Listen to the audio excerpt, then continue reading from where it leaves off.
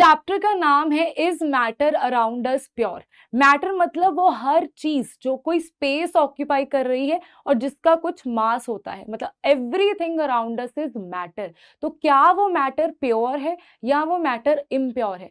Purity का मतलब है, जैसे कॉपर वायर की एग्जांपल लेते हैं, कॉपर वायर के बीच में सारे के सारे एटम्स कॉपर के प्रेजेंट होंगे। अगर पानी के एग्जांपल लेते हैं, पानी के बीच में सारे मॉलिक्यूल्स वाटर के प्रेजेंट होंगे, H2O के प्रेजेंट होंगे। तो ये दोनों चीजें क्या है, प्योर सब्सटेंसेस में आती हैं, क्योंकि एक ही तरह के एटम्स या मॉलिक्यूल्स उस चीज में प्रेजेंट होते हैं। लेकिन अगर हम इम्प्योर सब्सटेंसेस की बात करते हैं, इम्प्योरिटी का मतलब ये नहीं है कि उसमें कुछ गंदगी होगी जो हम नॉर्मल लाइफ में बोलते हैं।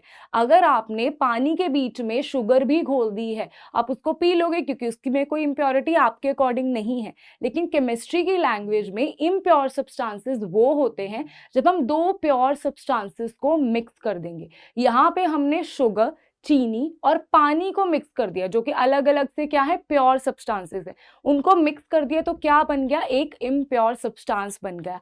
ऐसे ही अगर आप पानी के बीच में चीनी घोलते हो या पानी के बीच में सॉइल, मिट्टी को घोलते हो, दोनों क्या है, मिक्सचर्स में आते हैं, इम्प्योर सब्सटेंसेस में आते हैं। लेकिन ये इम्प्योर सब्सटेंसेस भी फर्दर डिवाइडेड हो जाते हैं, किसमें, सोल्यूशन में, कोलाइड में, सस्पेंशन में। तो इस चैप्टर में हम सोल्यूशन, सस्पेंशन, कोलाइड पे बहुत ही बढ़िया वाला फोकस करेंगे, इनकी प्रॉपर्टीज को समझेंगे, इनके पार्टिकल साइज क्या होते हैं और इसकी प्रॉपर्टीज को प्रैक्टिकली समझेंगे कि ये ऐसी चीज क्यों शो करता है, ऐसा क्यों होता है। इन सब चीजों को हम इसी चैप्टर में देखने वाले हैं। So let's start the chapter. Hi everyone, welcome to Science and Fun 9th-10th। कैसे हो आप सब? आई हो बहुत बढ़िया होगे और बहुत अच्छे से पढ़ाई कर रहे होगे। मैंने आपको 2 चैप्टर्स केमिस्ट्री के करवा दिए हैं, structure of atom and atoms and molecules, बहुत बढ़िया तरीके से। उसमें जो छोटे छोटे से कंसेप्ट हैं और भी ज्यादा डिटेल में लेके जरूर आऊंगी आपके लिए। आज हम शुरू करते हैं chapter number 2, that is matter around us pure. मैं हूं आपकी केमिस्ट्री एजुकेटर दीक्षा कौशल। तो विदाउट वेस्टिंग एनी टाइम हम शुरू करते हैं इस चैप्टर को। देखो, चैप्टर का नाम है is matter around us pure. तो पहले तो हमें मैटर के बारे में कुछ पता होना चाहिए। मैटर के बारे में चैप्टर नंबर 1 में बहुत डिटेल में बताया गया, तो उसकी हल्की सी समरी ले लेते हैं, क्योंकि कुछ स्कूल्स में, कुछ बोर्ड्स में फर्स्ट चैप्टर डिलीट हो चुका है, इसीलिए हम फर्स्ट चैप्टर की छोटी सी समरी देख लेते हैं। देखो, मैटर होता क्या है, हर चीज जो हमारे आसपास है वो मैटर है, जिसकी कुछ स्पेस है, जिसका कुछ मास है, वो सारी चीजें मैटर है। जो एयर हम ब्रीथ कर रहे हैं वो भी मैटर है, जो हमें विजिबल नहीं है वो भी मैटर है। ठीक है, मैं भी मैटर हूं, आप भी मैटर हो, पेन भी मैटर है, ये डिजिटल बोर्ड भी मैटर है। Every single thing around us is matter, सब कुछ मैटर करता है हमारे लिए। तो बच्चे, मैटर क्या होता है? हर चीज, everything around us is matter. Matter बना किस चीज से होता है? मैटर बहुत ही छोटे छोटे टाइनी पार्टिकल से बना होता है, बहुत छोटे छोटे पार्टिकल्स। एक सॉलिड है, एक लिक्विड है, एक गैस है। इन 3 चीजों में इसको डिवाइड किया जाता है depending upon the spacing between the small particles. ठीक है, स्पेसिंग बिटवीन पार्टिकल्स पे डिपेंड करता है कि हम इस चीज को किन 3 चीजों में डिवाइड करते हैं मैटर को। तो 3 मेन चीजें हैं जिसमें हम इसे डिवाइड करते हैं due to the physical state. Physical state क्या हुई, कितनी स्पेस है।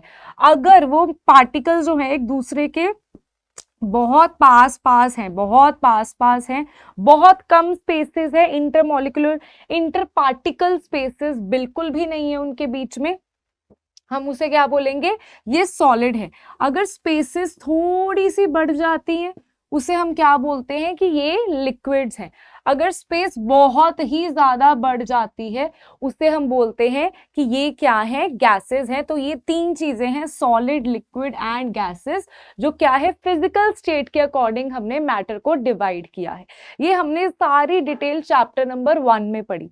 अभी नेक्स्ट हम इस चैप्टर में जो पढ़ने वाले हैं वो है on the basis of chemical composition, कि किस तरह के हैं, क्या, किस तरह के हैं। देखो, हिंदी लिखने में मेरे को बहुत टाइम हो चुका है, मैंने हिंदी नहीं लिखी हुई, ठीक है। तो इस चीज में अगर कोई मिस्टेक हो तो माफ कर देना हमें।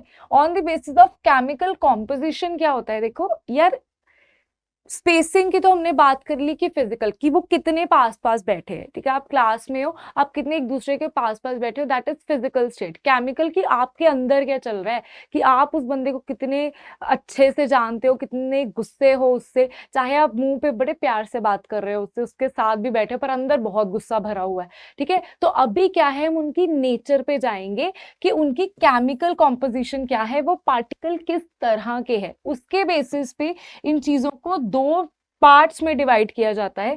पहले होते हैं pure substances, then there comes impure substances. Pure substances क्या होते हैं, इम्प्योर सब्सटेंसेस क्या होते हैं, इसी चीज पे हमारा पूरा का पूरा चैप्टर है, ठीक है। तो आज हम शुरू करेंगे प्योर सब्सटेंसेस से, सबसे पहली बात, फिर जंप करेंगे इम्प्योर सब्सटेंसेस की, इसकी टाइप्स पढ़ेंगे, देन इसकी टाइप्स पढ़ेंगे और चैप्टर खत्म हो जाएगा।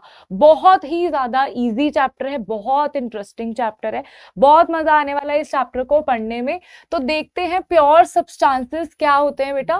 Pure substances is one which is made up of only one kind of particle. तो इसमें क्या होता है, सिर्फ एक तरह का पार्टिकल होता है, ठीक है।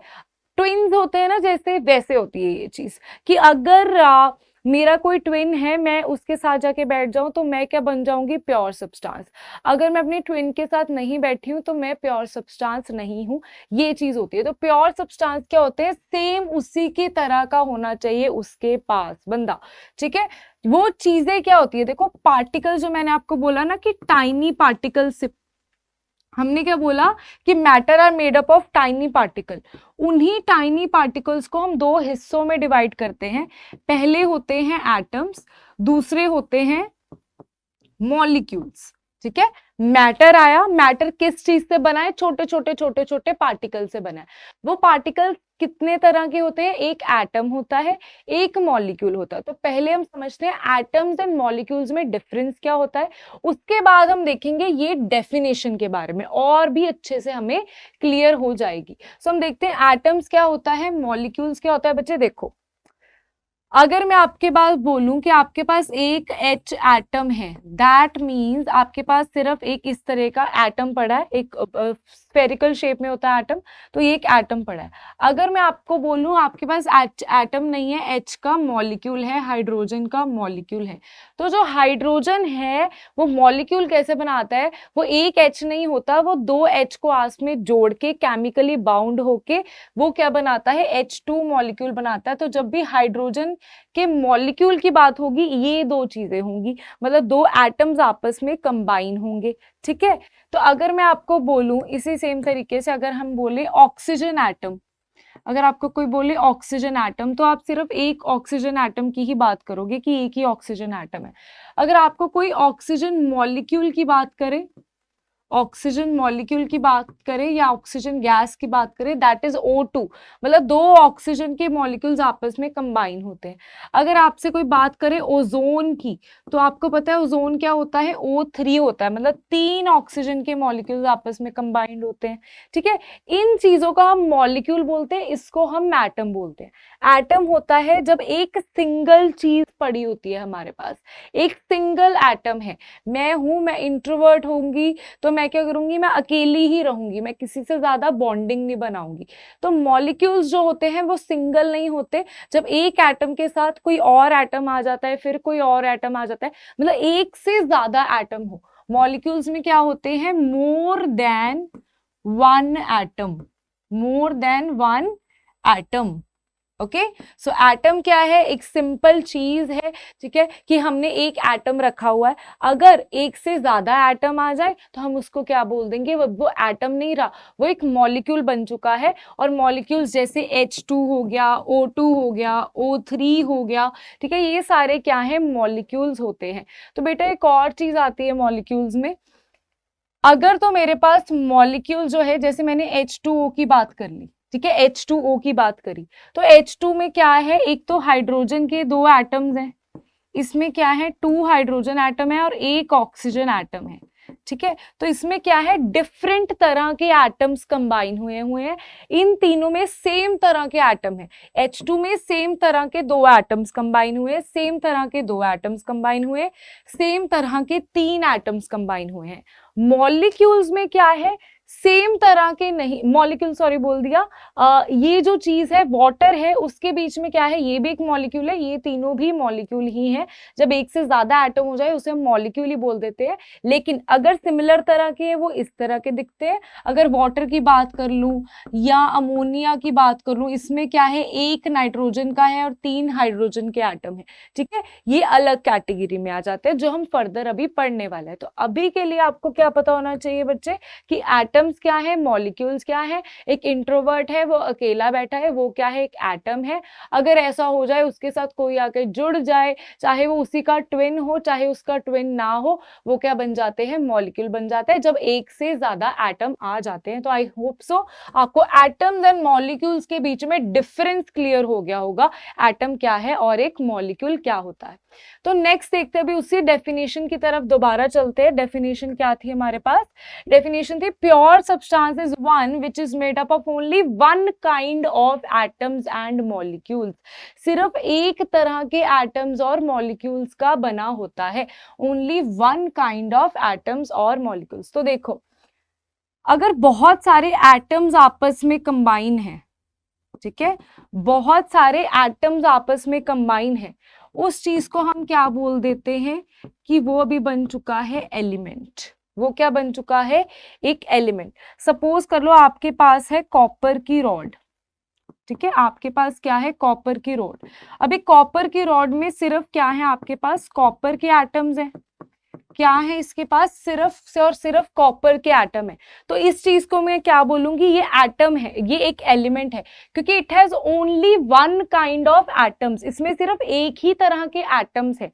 मॉलिक्यूल्स पर भी नहीं मैं आई, अभी मैं सिर्फ किसकी बात कर रही हूं, अगर उसके पास सिर्फ एक तरह के एटम्स हो, एक तरह के एटम, मतलब भाई अगर एक कॉपर एटम है, बाकी सारे भी उस चीज में, जिस भी चीज की बात, चाहे मैं आयरन रॉड की बात कर रही हूँ, कॉपर रॉड की बात कर रही हूँ, उस सारी चीज में सभी एटम्स किसके होने चाहिए, कॉपर के ही होने चाहिए।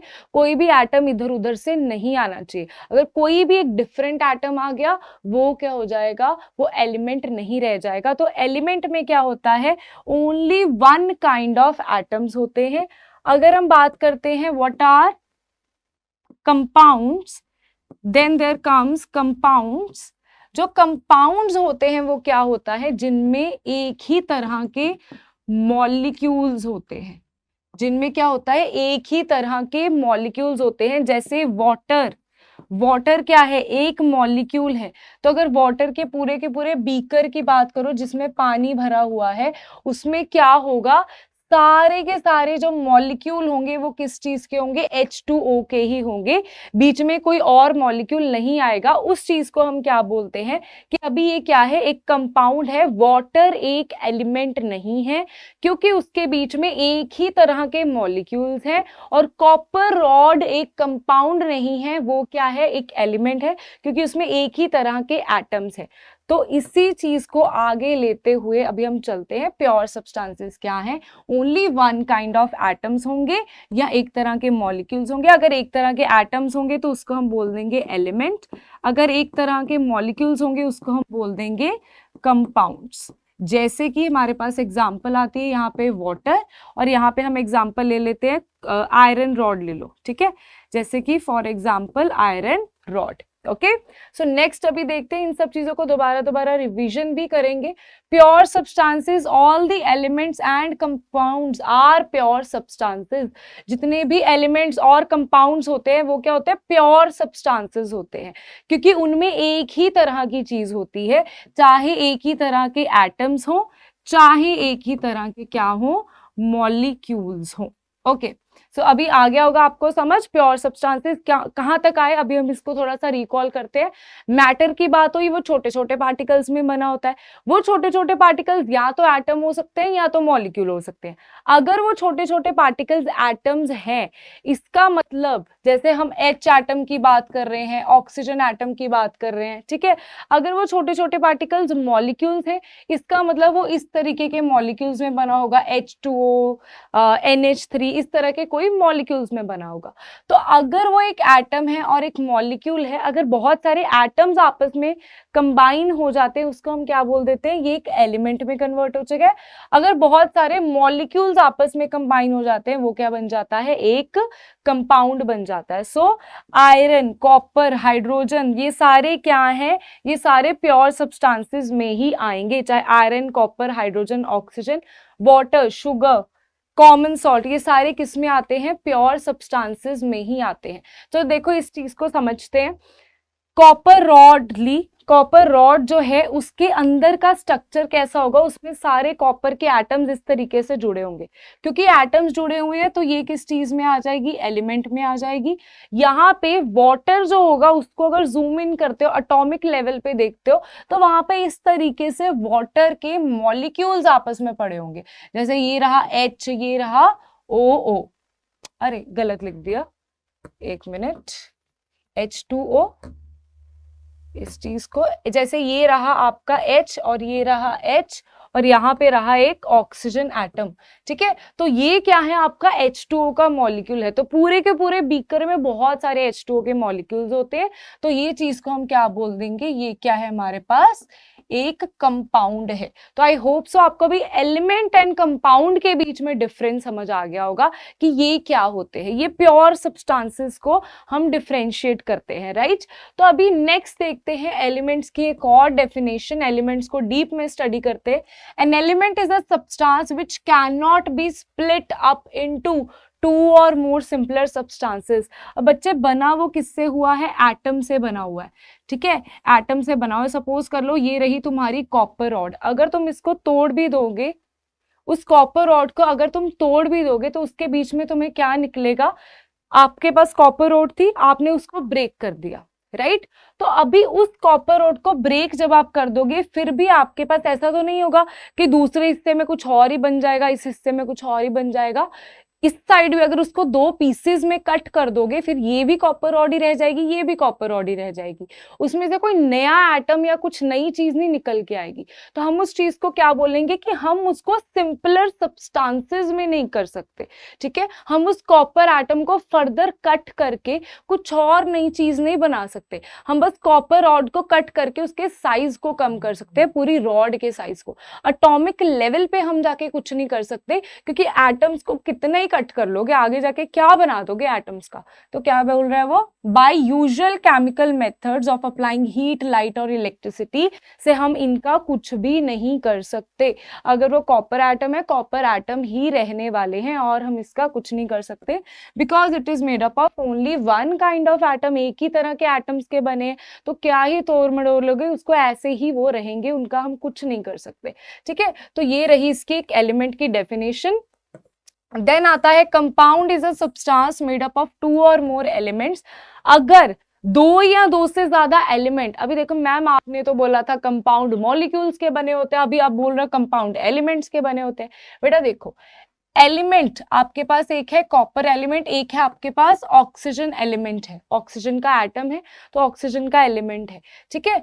तो यहाँ पे अगर मैं इन 2 चीजों को मिक्स कर देती हूँ, ये दोनों आपस में क्या है, एलिमेंट है, ठीक है, क्योंकि ये दोनों किस चीज से बने हुए हैं, एटम से बने हुए हैं। तो अगर मैं इन दोनों चीजों को कंबाइन कर देती हूँ तो आपस में क्या बना लेंगे, एक क्या बना लेंगे, ये कंपाउंड बना लेंगे। तो अगर मैं 2 एलिमेंट्स को मिक्स कर रही हूँ, वो चीज भी मैं बोल सकती हूँ कि 2 एलिमेंट को जब आप कंबाइन करते हो, केमिकली कंबाइन करते हो, है ना, ऐसा तो है नहीं कि वो केमिकली बॉन्ड नहीं बनाते।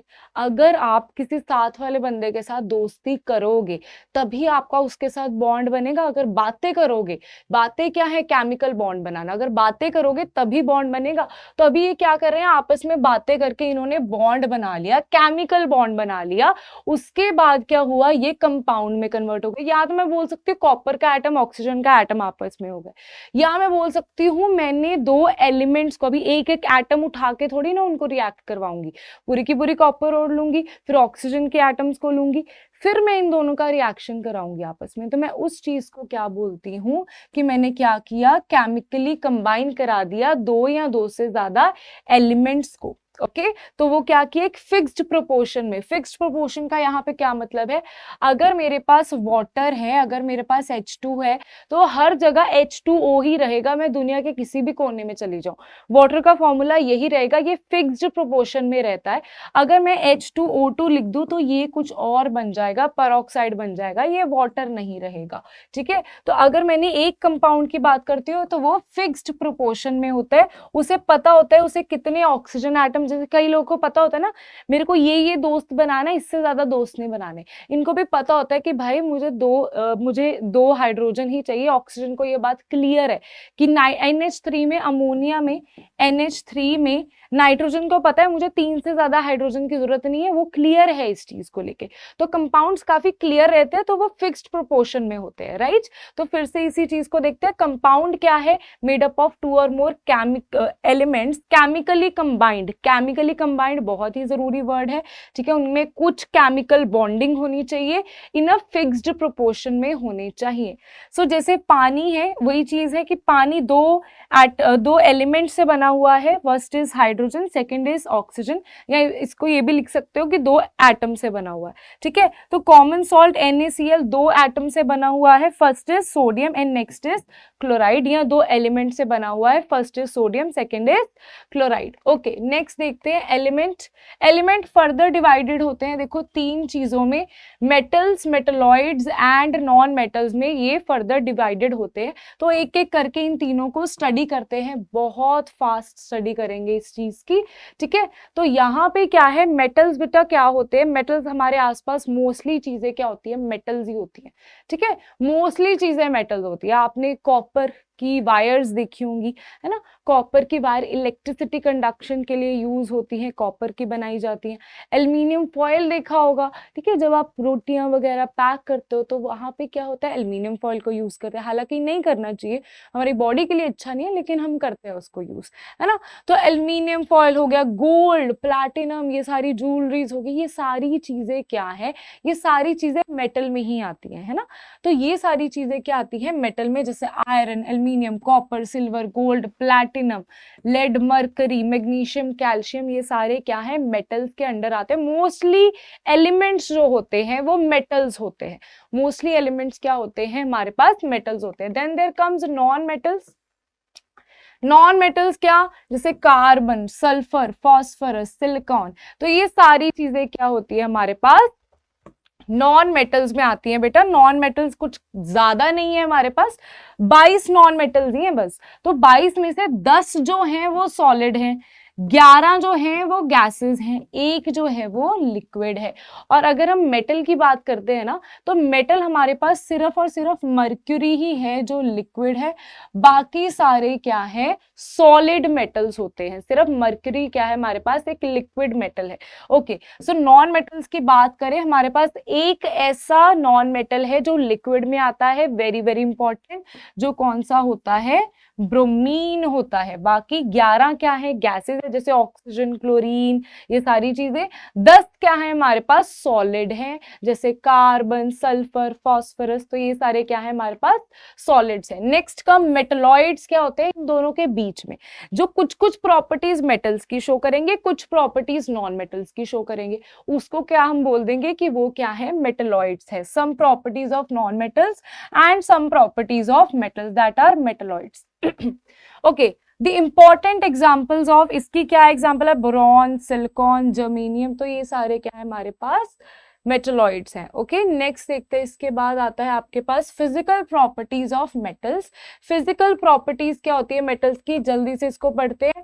देखो मेटल शीट में ड्रॉ होते हैं, एल्युमिनियम फॉयल देखा है, रदरफोर्ड एक्सपेरिमेंट सुना था, स्ट्रक्चर ऑफ एटम देखा, नहीं देखा तो अभी जाके देखो, स्ट्रक्चर ऑफ एटम बहुत ही इंपॉर्टेंट चैप्टर है, उसमें रदरफोर्ड मॉडल बहुत बहुत बहुत इंपॉर्टेंट है, ठीक है, एग्जाम में डेफिनेटली उसमें से क्वेश्चन पूछा जाता है। तो बेटा रदरफोर्ड मॉडल में हम गोल्ड फॉइल को यूज करते हैं, गोल्ड फॉइल को यूज किया आपने, बहुत ही थिन गोल्ड फॉइल को यूज किया, नैनोमीटर्स की थिकनेस में था वो। तो इतना थिन गोल्ड फॉइल कैसे यूज कर लिया, क्योंकि गोल्ड हमारे पास क्या है, एक मेटल होता है, और मेटल की ये प्रॉपर्टीज होती है कि वो थिन शीट में ड्रॉ हो जाते हैं, पतली पतली शीट्स में हम उसको ड्रॉ कर सकते हैं, इसीलिए गोल्ड फॉइल को हमने वहां पे यूज कर पाए थे। ओके, तो एल्यूमिनियम फॉइल तो आपकी डेली की एग्जांपल है, ये तो आपने देखा ही होगा। तो इसी चीज को हम क्या बोलते हैं कि ये मेलिएबल है, ये क्या होते हैं, शीट्स में ड्रॉ हो जाते हैं।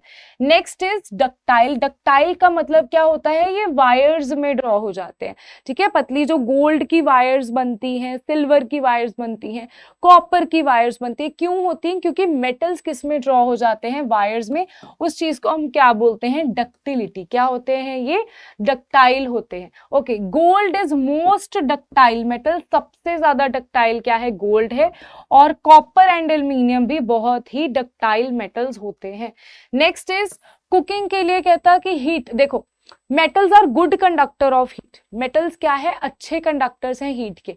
यूटेंसिल आपके पास है, अगर नीचे से आप हीट दे रहे हो, अगर वहां पे खाना पड़ा हुआ है तो खाने तक हीट पहुंचनी भी चाहिए, वो तभी पहुंचेगी अगर जिस चीज को आप यूज करो एज अ यूटेंसिल वो हीट को पास होने देगा खुद में से।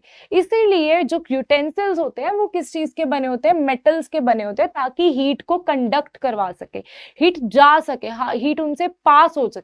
Okay, so usually copper and aluminium के यूटेंसिल्स बने होते हैं क्योंकि ये गुड कंडक्टर ऑफ हीट होते हैं। पुअरेस्ट कंडक्टर कौन सा होता है, देखो एक केमिस्ट्री में एक्सेप्शंस इतनी भर भर के है ना, एक्सेप्शंस में से ही क्वेश्चंस पूछे जाते हैं, और ये जो है ना मेटल्स एंड नॉन मेटल्स वाला टॉपिक, एक्सेप्शंस में से क्वेश्चंस बहुत पूछे जा सकते हैं। तो लेड एंड मरकरी कौन से होते हैं, जिनकी कंडक्शन ऑफ हीट अच्छी नहीं होती, मेटल्स हैं बट फिर भी पुअर कंडक्टर ऑफ हीट होते हैं, ठीक है, मेटल्स होते हुए भी पुअर कंडक्टर ऑफ हीट होते हैं। Metals are good conductor of electricity, electricity को भाई कंडक्ट करते हैं, कॉपर वायर आप यूज कर रहे हो तो वो इलेक्ट्रिसिटी कंडक्ट करती है, तभी आप उसको यूज कर रहे हो। कॉपर क्या है, एक मेटल है, कि इलेक्ट्रिसिटी कंडक्ट करना मतलब अगर मैं यहाँ पे खड़ी हूँ, मैं कॉपर वायर हूँ, यहाँ से इलेक्ट्रिसिटी आऊगी तो मैं क्या करूँगी, उसको रोकूंगी नहीं, मैं उसको जाने दूंगी, बोलूंगी हाँ तू चली जा, ठीक है, तो मैं क्या हूँ, गुड कंडक्टर ऑफ इलेक्ट्रिसिटी। वैसे ह्यूमंस भी गुड कंडक्टर्स ऑफ इलेक्ट्रिसिटी होते हैं, तभी तो क्या होता है, हमें इजिली करंट लग जाता है, राइट। सो नेक्स्ट देखते हैं, इसके बाद metals like iron and mercury have low electrical conductivity. अभी आयरन और मर्करी ने इनको धोखा दे दिया, वो कहते हैं नहीं भाई, तुम चाहे गुड कंडक्टर ऑफ इलेक्ट्रिसिटी हो, मैं तो नहीं हूँ गुड कंडक्टर ऑफ इलेक्ट्रिसिटी, ठीक है। आयरन और मरकरी क्या कहते हैं, हम तो नहीं है भाई गुड कंडक्टर ऑफ इलेक्ट्रिसिटी। बच्चे देखो मैंने आपको क्या बोला, हम भी गुड कंडक्टर ऑफ इलेक्ट्रिसिटी है, तो हमें कौन प्रोटेक्ट करेगा, हमें प्रोटेक्ट करने के लिए पीवीसी जो है उसके ऊपर चढ़ाई जाती है, जो कि एक इंसुलेटर है जो इलेक्ट्रिसिटी को कंडक्ट नहीं करती, तभी वायर्स को ऐसे खुला नहीं छोड़ा जाता, वायर्स के ऊपर पीवीसी की कोटिंग करी जाती है, पीवीसी की लेयर लगाई जाती है, ताकि वायर जो हमारे आसपास है हम उनको गलती से टच कर भी दे, हम तक करंट ना पहुंचे, ठीक है, क्या हो, हम तक करंट ना पहुंचे, इसलिए पीवीसी की कोटिंग करी जाती है। Next is metals are lustrous, चमकते हैं और कैन बी पॉलिश्ड, फिर उनको पॉलिश भी किया जा सकता है अगर थोड़ी सी शाइन अपनी लूज कर दे। The metals lose their shine और brightness on keeping in air for long time, dull appearance आ जाती है किसकी, थिन लेयर ऑफ ऑक्साइड की, कार्बोनेट या सल्फाइड की उनकी सरफेस पे, जैसे एल्यूमिनियम है उसके ऊपर एक थिन सी लेयर आ जाती है किसकी, एल्यूमिनियम ऑक्साइड की, ठीक है, तो उसको क्या किया जाता है, फिर बाद में पॉलिश कर दिया जाता है। तो ओके, सो नेक्स्ट देखते हैं, मेटल्स आर जनरली हार्ड होते हैं, लेकिन हमारे पास कुछ धोखेबाज लोग हैं जैसे sodium and potassium. This is very important, ये बहुत ही इंपॉर्टेंट चीज है कि कौन से ऐसे मेटल्स होते हैं जो सॉफ्ट होते हैं, they are sodium and potassium are soft metals, क्योंकि मेटल्स जनरली हार्ड होते हैं। जनरल चीजें तो पूछी नहीं जाती, पूछी जाती है एक्सेप्शंस आपसे, तो एक्सेप्शंस पे ध्यान रखना। देखो मैंने यहाँ पे एक सोडियम का पीस भी आपको दिखाया, सोडियम इस तरीके का दिखता है, बहुत इजीली लाइक बहुत स्मूथली वो कट हो जाता है कोई छोटे से हल्के से नाइफ से भी। Okay, metals are strong, they can hold large weights without breaking. Metal strong होते हैं, बहुत ज्यादा लार्ज वेट्स को उठा लेते हैं। रेल की पटड़ियां, उसमें ट्रेन चलती है, कैसे चलती है? क्योंकि मेटल स्ट्रॉन्ग होते हैं, है ना, मेटल की बनी होती है रेलवे लाइंस। तो नेक्स्ट देखते हैं इसके बाद, सोडियम एंड पोटेशियम ने फिर से यहाँ पे धोखा दे दिया, वो स्ट्रॉन्ग नहीं है। ओनली वन मेटल, बहुत बहुत इंपॉर्टेंट, एक लौता मेटल जो लिक्विड स्टेट में एग्जिस्ट करता है, that is your mercury. Mercury thermometer में भी पाया जाता है, कुछ इस तरीके का बड़ा सुंदर सा मेटल होता है मर्करी। ओके, नेक्स्ट देखते हैं, metals have high melting and boiling point. बेटा इसका मेल्टिंग एंड बॉइलिंग पॉइंट बहुत हाई होता है ना, बहुत हाई होता है। देखो आयरन का अराउंड 1500, कॉपर याद करने की जरूरत नहीं है, इसको इतना कुछ खास इंपॉर्टेंट नहीं है ये कि आप इसकी वैल्यूज भी याद करो। जस्ट एक एग्जांपल दिए कि आयरन का भाई 1500 तक कितना हाई, 1500 तक हाई होता है, कॉपर का अराउंड 1000 तक हाई होता है। बट हमारे पास फिर से धोखेबाज आ जाते हैं, कौन से? गैलियम एंड सीजियम, जो कि क्या होते हैं, उनके लो मेल्टिंग पॉइंट होते हैं। आपसे पूछा जा सकता है कि क्यों गैलियम और सीजियम हाथ पे रख के पिघल जाते हैं? क्योंकि उनके मेल्टिंग पॉइंट बहुत लो होते हैं, ये एक्सेप्शन होती है केमिस्ट्री में। Okay, next are metal have high densities. Density क्या होती है? Density means mass per unit volume. But यहाँ पे क्या करते हैं हमारे मेटल्स, बहुत ही हाई डेंसिटी शो करते हैं। मतलब अगर इस वॉल्यूम की बात करूं तो इस वॉल्यूम में बहुत सारे मॉलिक्यूल्स मेटल्स के घुसे पड़े होते हैं, कम जगह पे बहुत सारे लोग आ जाते हैं, भार ज्यादा हो जाएगा, डेंसिटी ज्यादा हो जाएगी। उतनी ही जगह पे 2-3 लोग हो तो डेंसिटी कम हो जाएगी, उसी चीज को हम क्या बोलते हैं? भारीपन, डेंसिटी। तो डेंसिटी यूजुअली हाई होती है, बट सोडियम एंड पोटेशियम की डेंसिटी कम हो जाती है। धोखा किसने देना है? सोडियम एंड पोटेशियम ही दे रहे हैं मोस्टली जगह पे। तो यहाँ पे नेक्स्ट आता है, सोनरस होते हैं भाई, क्या छन छन इनकी आवाज आती है, तो इसीलिए स्कूल की बेल्स होती हैं, ठीक है। अभी तो इलेक्ट्रिकल बेल्स आ चुकी है, जो स्कूल की बेल्स होती है बेटा, उसमें क्या होता है, वो मेटल की बनी होती है, मेटल की बनी होती है। आपकी क्लास तक आपको उसकी बेल सुनाई दे जाती है। रीजन क्या है उसके पीछे? क्योंकि मेटल्स होते हैं सोनरस, साउंड प्रोड्यूस करते हैं, बहुत ही बढ़िया, बहुत दूर तक साउंड प्रोड्यूस करते हैं, इसलिए बेल्स हो गई, म्यूजिकल इंस्ट्रूमेंट्स हो गए जैसे सितार, वायलिन, इन सभी चीजों में मेटल की स्ट्रिंग्स को यूज किया जाता है। नेक्स्ट देखते हैं, इसके बाद आता है कॉपर। देखो बेटा, मेटल्स हैव यूजुअली सिल्वर और ग्रे कलर। मोस्टली मेटल्स का कलर क्या होता है? सिल्वर या ग्रे। लेकिन हमारे पास कॉपर ऐसे हैं जिनका रेडिश ब्राउन कलर होता है, हमारे पास गोल्ड ऐसा है जिसका येलो कलर होता है। ये दो ऐसे, नहीं तो क्या होता है, मर्करी को देख लो, वो भी ग्रे सिल्वरिश सी होती है। सिल्वर को देख लो, वो तो है ही सिल्वर। आप और किस किस मेटल को देख लो, और किस मेटल को देखना है? देखते हैं और कौन कौन से मेटल जो है, मोस्टली जो मेटल है ना आपके पास आसपास ग्रेइश या सिल्वरिश ही होंगे। मर्करी देख लो, सिल्वर देख लो, पोटाशियम देख लो, सोडियम देख लो, ये हल्के से यहाँ पे दिखा देती हूँ आपको। आयरन देख लो, ये सोडियम देख लो, हल्का सा सिल्वरिश होगा, ये तो सिल्वर ही है। देन देयर कम्स, अभी देखते हैं और ज्यादा भी सारी चीजें आपको अच्छे से। एल्यूमिनियम देख लो, यहाँ पे एल्यूमिनियम भी किस कलर का है? सिल्वरिश सा कलर का ही है। तो मोस्टली जितने मेटल्स होते हैं ग्रेइश, डार्क कलर हो जाएगा, लाइट कलर हो जाएगा। लेकिन हमारे पास बिल्कुल जो ट्रांसफॉर्मेशन आएगी ना कलर में, वो कहाँ आएगी? गोल्ड एंड कॉपर में ही आएगी। गोल्ड क्या है हमारा, एकदम से बिल्कुल ही सिल्वरिश से दूर दूर तक उसका कोई नाता नहीं है। किस कलर का हो जाएगा? येलो कलर का हो जाएगा।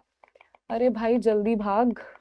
ओके बेटा, अभी ये तो हमारी लास्ट प्रॉपर्टी थी, अभी आ जाते हैं हम नॉन मेटल्स की फिजिकल प्रॉपर्टीज में। फटाफट आपको करा देती हूँ मैं नॉन मेटल्स की फिजिकल प्रॉपर्टी। भाई ना तो ये मेलिएबल है, ना तो शीट्स में ड्रॉ होंगे, ना ही वायर्स में ड्रॉ होने वाले हैं, ना शीट्स में ड्रॉ। देख के लग रहा है इनको कोई कर सकता है? इसको क्या आप शीट में ड्रॉ, कोयला देखा है?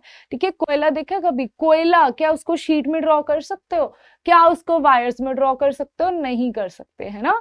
उसको वायर्स और शीट में ड्रॉ नहीं कर सकते, वो काफी ब्रिटल होते हैं, इजीली ब्रेक हो जाते हैं। ठीक है, क्या हो जाते हैं? इजीली ब्रेक हो जाते हैं। मेटल्स लस्ट्रस नहीं होते। बट हमारे पास आयोडीन एक ऐसा नॉन मेटल है जो क्या होता है? लस्ट्रस होता है, शाइन करता है। इकलौता नॉन मेटल है कौन सा? आयोडीन।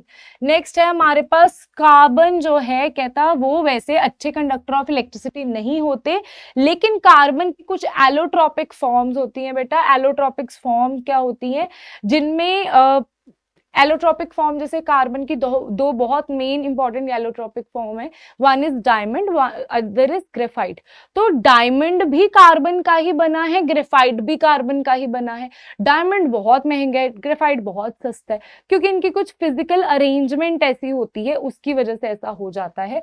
ठीक है, तो ग्रेफाइट जो है वो काफी अच्छा कंडक्टर ऑफ इलेक्ट्रिसिटी होता है, because it has free electrons. तो ये आप 10th क्लास में फुल डिटेल में पढ़ने वाले हो, chapter number 4 carbon and it's compounds में। ठीक है, कि क्यों फ्री इलेक्ट्रॉन्स होते हैं। अभी आपको ये चीजें इतनी डिटेल में जाने की जरूरत नहीं है, आगे आने ही वाली हैं ये चीजें। ओके, फ्री इलेक्ट्रॉन्स होते हैं, इसकी वजह से ग्रेफाइट इलेक्ट्रिसिटी कंडक्ट कर पाता है। नेक्स्ट इज आपके पास आता है, जनरली सॉफ्ट होते हैं, लेकिन डायमंड हमारा नॉन मेटल के में hardest material, hardest element non होता है। ठीक है, हार्डेस्ट एलिमेंट कौन सा होता है हमारे पास, डायमंड होता है। वैसे तो नॉन मेटल सॉफ्ट होते हैं, लेकिन डायमंड इनको धोखा दे जाता है। ये रहा हमारा सुंदर सा डायमंड। ओके, नेक्स्ट देखते हैं, इसके बाद आता है हमारे पास, वैसे तो कहता है सॉलिड, लिक्विड एंड गैस तीनों में एग्जिस्ट कर लेते हैं, जैसे कार्बन, सल्फर, फॉस्फोरस। तो ये क्या है, कहता है एक सॉलिड नॉन मेटल्स है। ब्रोमीन हमारे पास एक लिक्विड है। हाइड्रोजन, ऑक्सीजन, नाइट्रोजन, क्लोरीन क्या है, गैसियस नॉन मेटल्स हैं। नेक्स्ट देखते हैं, non metals are comparatively low melting point. इनका low melting point and boiling point होता है, ऑपोजिट है इनकी प्रॉपर्टीज मेटल से। तो इनका लो मेल्टिंग या बॉइलिंग पॉइंट होता है बेटा, लेकिन except diamond which is non metal have highest high melting point and boiling point. Non metal एक ऐसा कौन सा होता है, डायमंड जो कार्बन का बना होता है, इसका मेल्टिंग पॉइंट बहुत ज्यादा होता है, हालांकि नॉन मेटल्स का melting point and boiling point low होता है। नेक्स्ट देखते हैं, non metals are non sonorous, आवाजें नहीं करते बेटा। अगर ये आवाज करने लग गए, हमारी दुनिया में सारा दिन छन छन छन छन होती रहेगी, क्योंकि हमारे एटमॉस्फेयर में नाइट्रोजन प्रेजेंट है, ऑक्सीजन प्रेजेंट है। ये दोनों चीजें क्या करेंगे, आपस में क्या करेंगे, अगर कोलाइड होके बहुत जोर से सोनरस साउंड प्रोड्यूस करते हैं, तो एटमॉस्फेयर में सारा दिन कुछ ना कुछ होता रहेगा और हम पागल हो जाएंगे।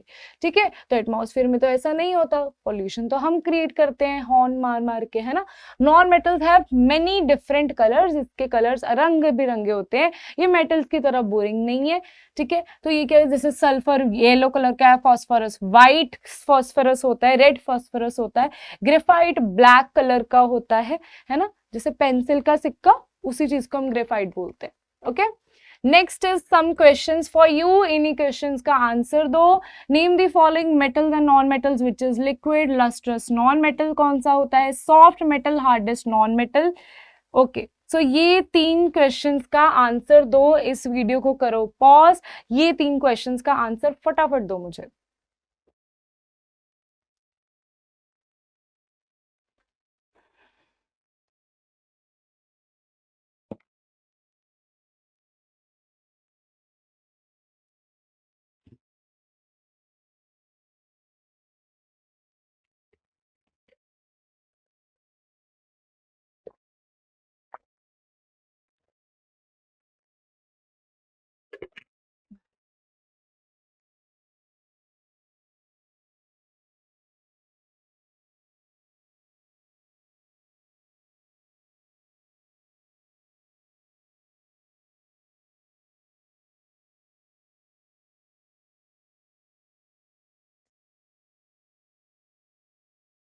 ओके बच्चा, आई होप सो आपने इन तीनों का आंसर दे दिया है। तो देखते हैं आपने करेक्ट आंसर दिया है या नहीं।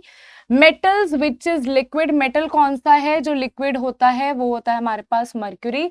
नॉन मेटल जो लिक्विड होता है हमारे पास है bromine. Then there comes lustrous non metal कौन सा है बेटा, आयोडीन। नेक्स्ट आता है सॉफ्ट मेटल, सॉफ्ट मेटल कौन कौन से थे, सोडियम था, पोटाशियम था, धोखेबाज। हार्डेस्ट नॉन मेटल कौन सा था, डायमंड। कौन सा था hardest non metal, that is diamond. तो ये बहुत important and frequently asked questions होते हैं, इस चीज को अच्छे से देख लेना। अभी चलते हैं, नेक्स्ट हमारा आता है मैटर। मैटर के बारे में अभी हमने क्या कुछ देखा, मैटर दो चीज में डिवाइडेड होते हैं, एक बार रिकॉल कर लेते हैं। मेटल क्या है? Pure substances and impure substances. Pure substances को हमने फर्दर देखा दो चीज में डिवाइडेड होते हैं, एलिमेंट्स या कंपाउंड्स। जो एटम्स के बने होते हैं वो एलिमेंट्स होते हैं, जो मॉलिक्यूल्स के बने होते हैं वो क्या होते हैं? कंपाउंड्स होते हैं। तो वो बोलता है अगर आप इम्प्योर की बात करो, ठीक है। नेक्स्ट आते हैं, ये सारी चीजों को तो हमने पढ़ लिया, एलिमेंट्स को भी फर्दर तीन चीजों में डिवाइड कर लिया, metals, non metals and metalloids. हम तीनों चीजों को अच्छे से पढ़ चुके हैं। तो ये वाला पार्ट तो हमारा कंप्लीट हो चुका है, ये वाला पार्ट हमारा डन है। ओके, नेक्स्ट आता है हमारे पास इम्प्योर सब्सटेंसेस। ये दो चीजों में डिवाइडेड होते हैं mainly, one is homogeneous mixture, second is heterogeneous mixture. बहुत ही मजा आने वाला है इसमें, क्योंकि आम जो शिकंजवी, शरबत, ये सारी, नींबू पानी, ये सारी चीजें पीते हो, है ना, दूध पीते हो, तो ये सारी चीजों के बारे में ही हम पढ़ने वाले हैं। क्योंकि बेटा इम्प्योर सब्सटेंसेस होते क्या हैं? ये मिक्सचर्स ही होते हैं। अगर आप बोलो मैम इम्प्योर सब्सटेंसेस मतलब गंदगी वाला पानी, मिट्टी वाला पानी, हाँ चलो मिट्टी वाला पानी भी इसी में आता है, लेकिन अगर आप पानी में चीनी मिला देते हो वो भी इम्प्योर में ही आता है। क्यों वो भी इम्प्योर में ही आता है? रीजन क्या है? अरे मैम आप इम्प्योर बोल रहे हो हमारे अच्छे से पानी को, ये क्या बात बनी? बेटा क्या होता है, इम्प्योर का मतलब गंदगी नहीं है, इम्प्योर का मतलब है मैंने दो प्योर सब्सटेंसेस को मिक्स कर दिया। जैसे मेरे पास क्या था, मेरे पास एक शुगर थी, ठीक है, और मेरे पास क्या था? वाटर था। ये आपस में क्या है?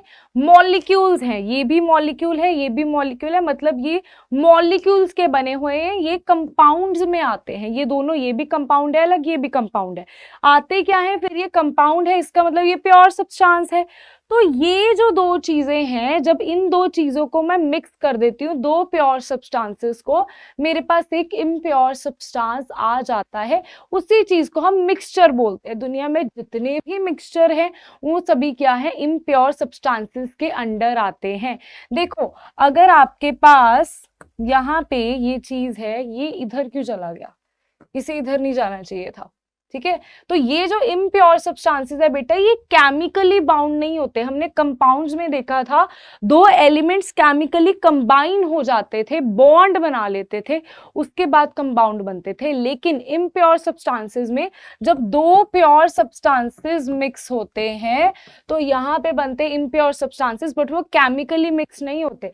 अगर आप एक बीकर में आपने पानी रखा हुआ है, उसके बीच में आप क्या डाल रहे हो? शुगर डाल रहे हो, तो वो क्या होगी? शुगर उसके बीच में घुलेगी, सॉल्यूबल होगी, घुल जाएगी, लेकिन वो केमिकली कुछ रिएक्ट नहीं कर जाएगी।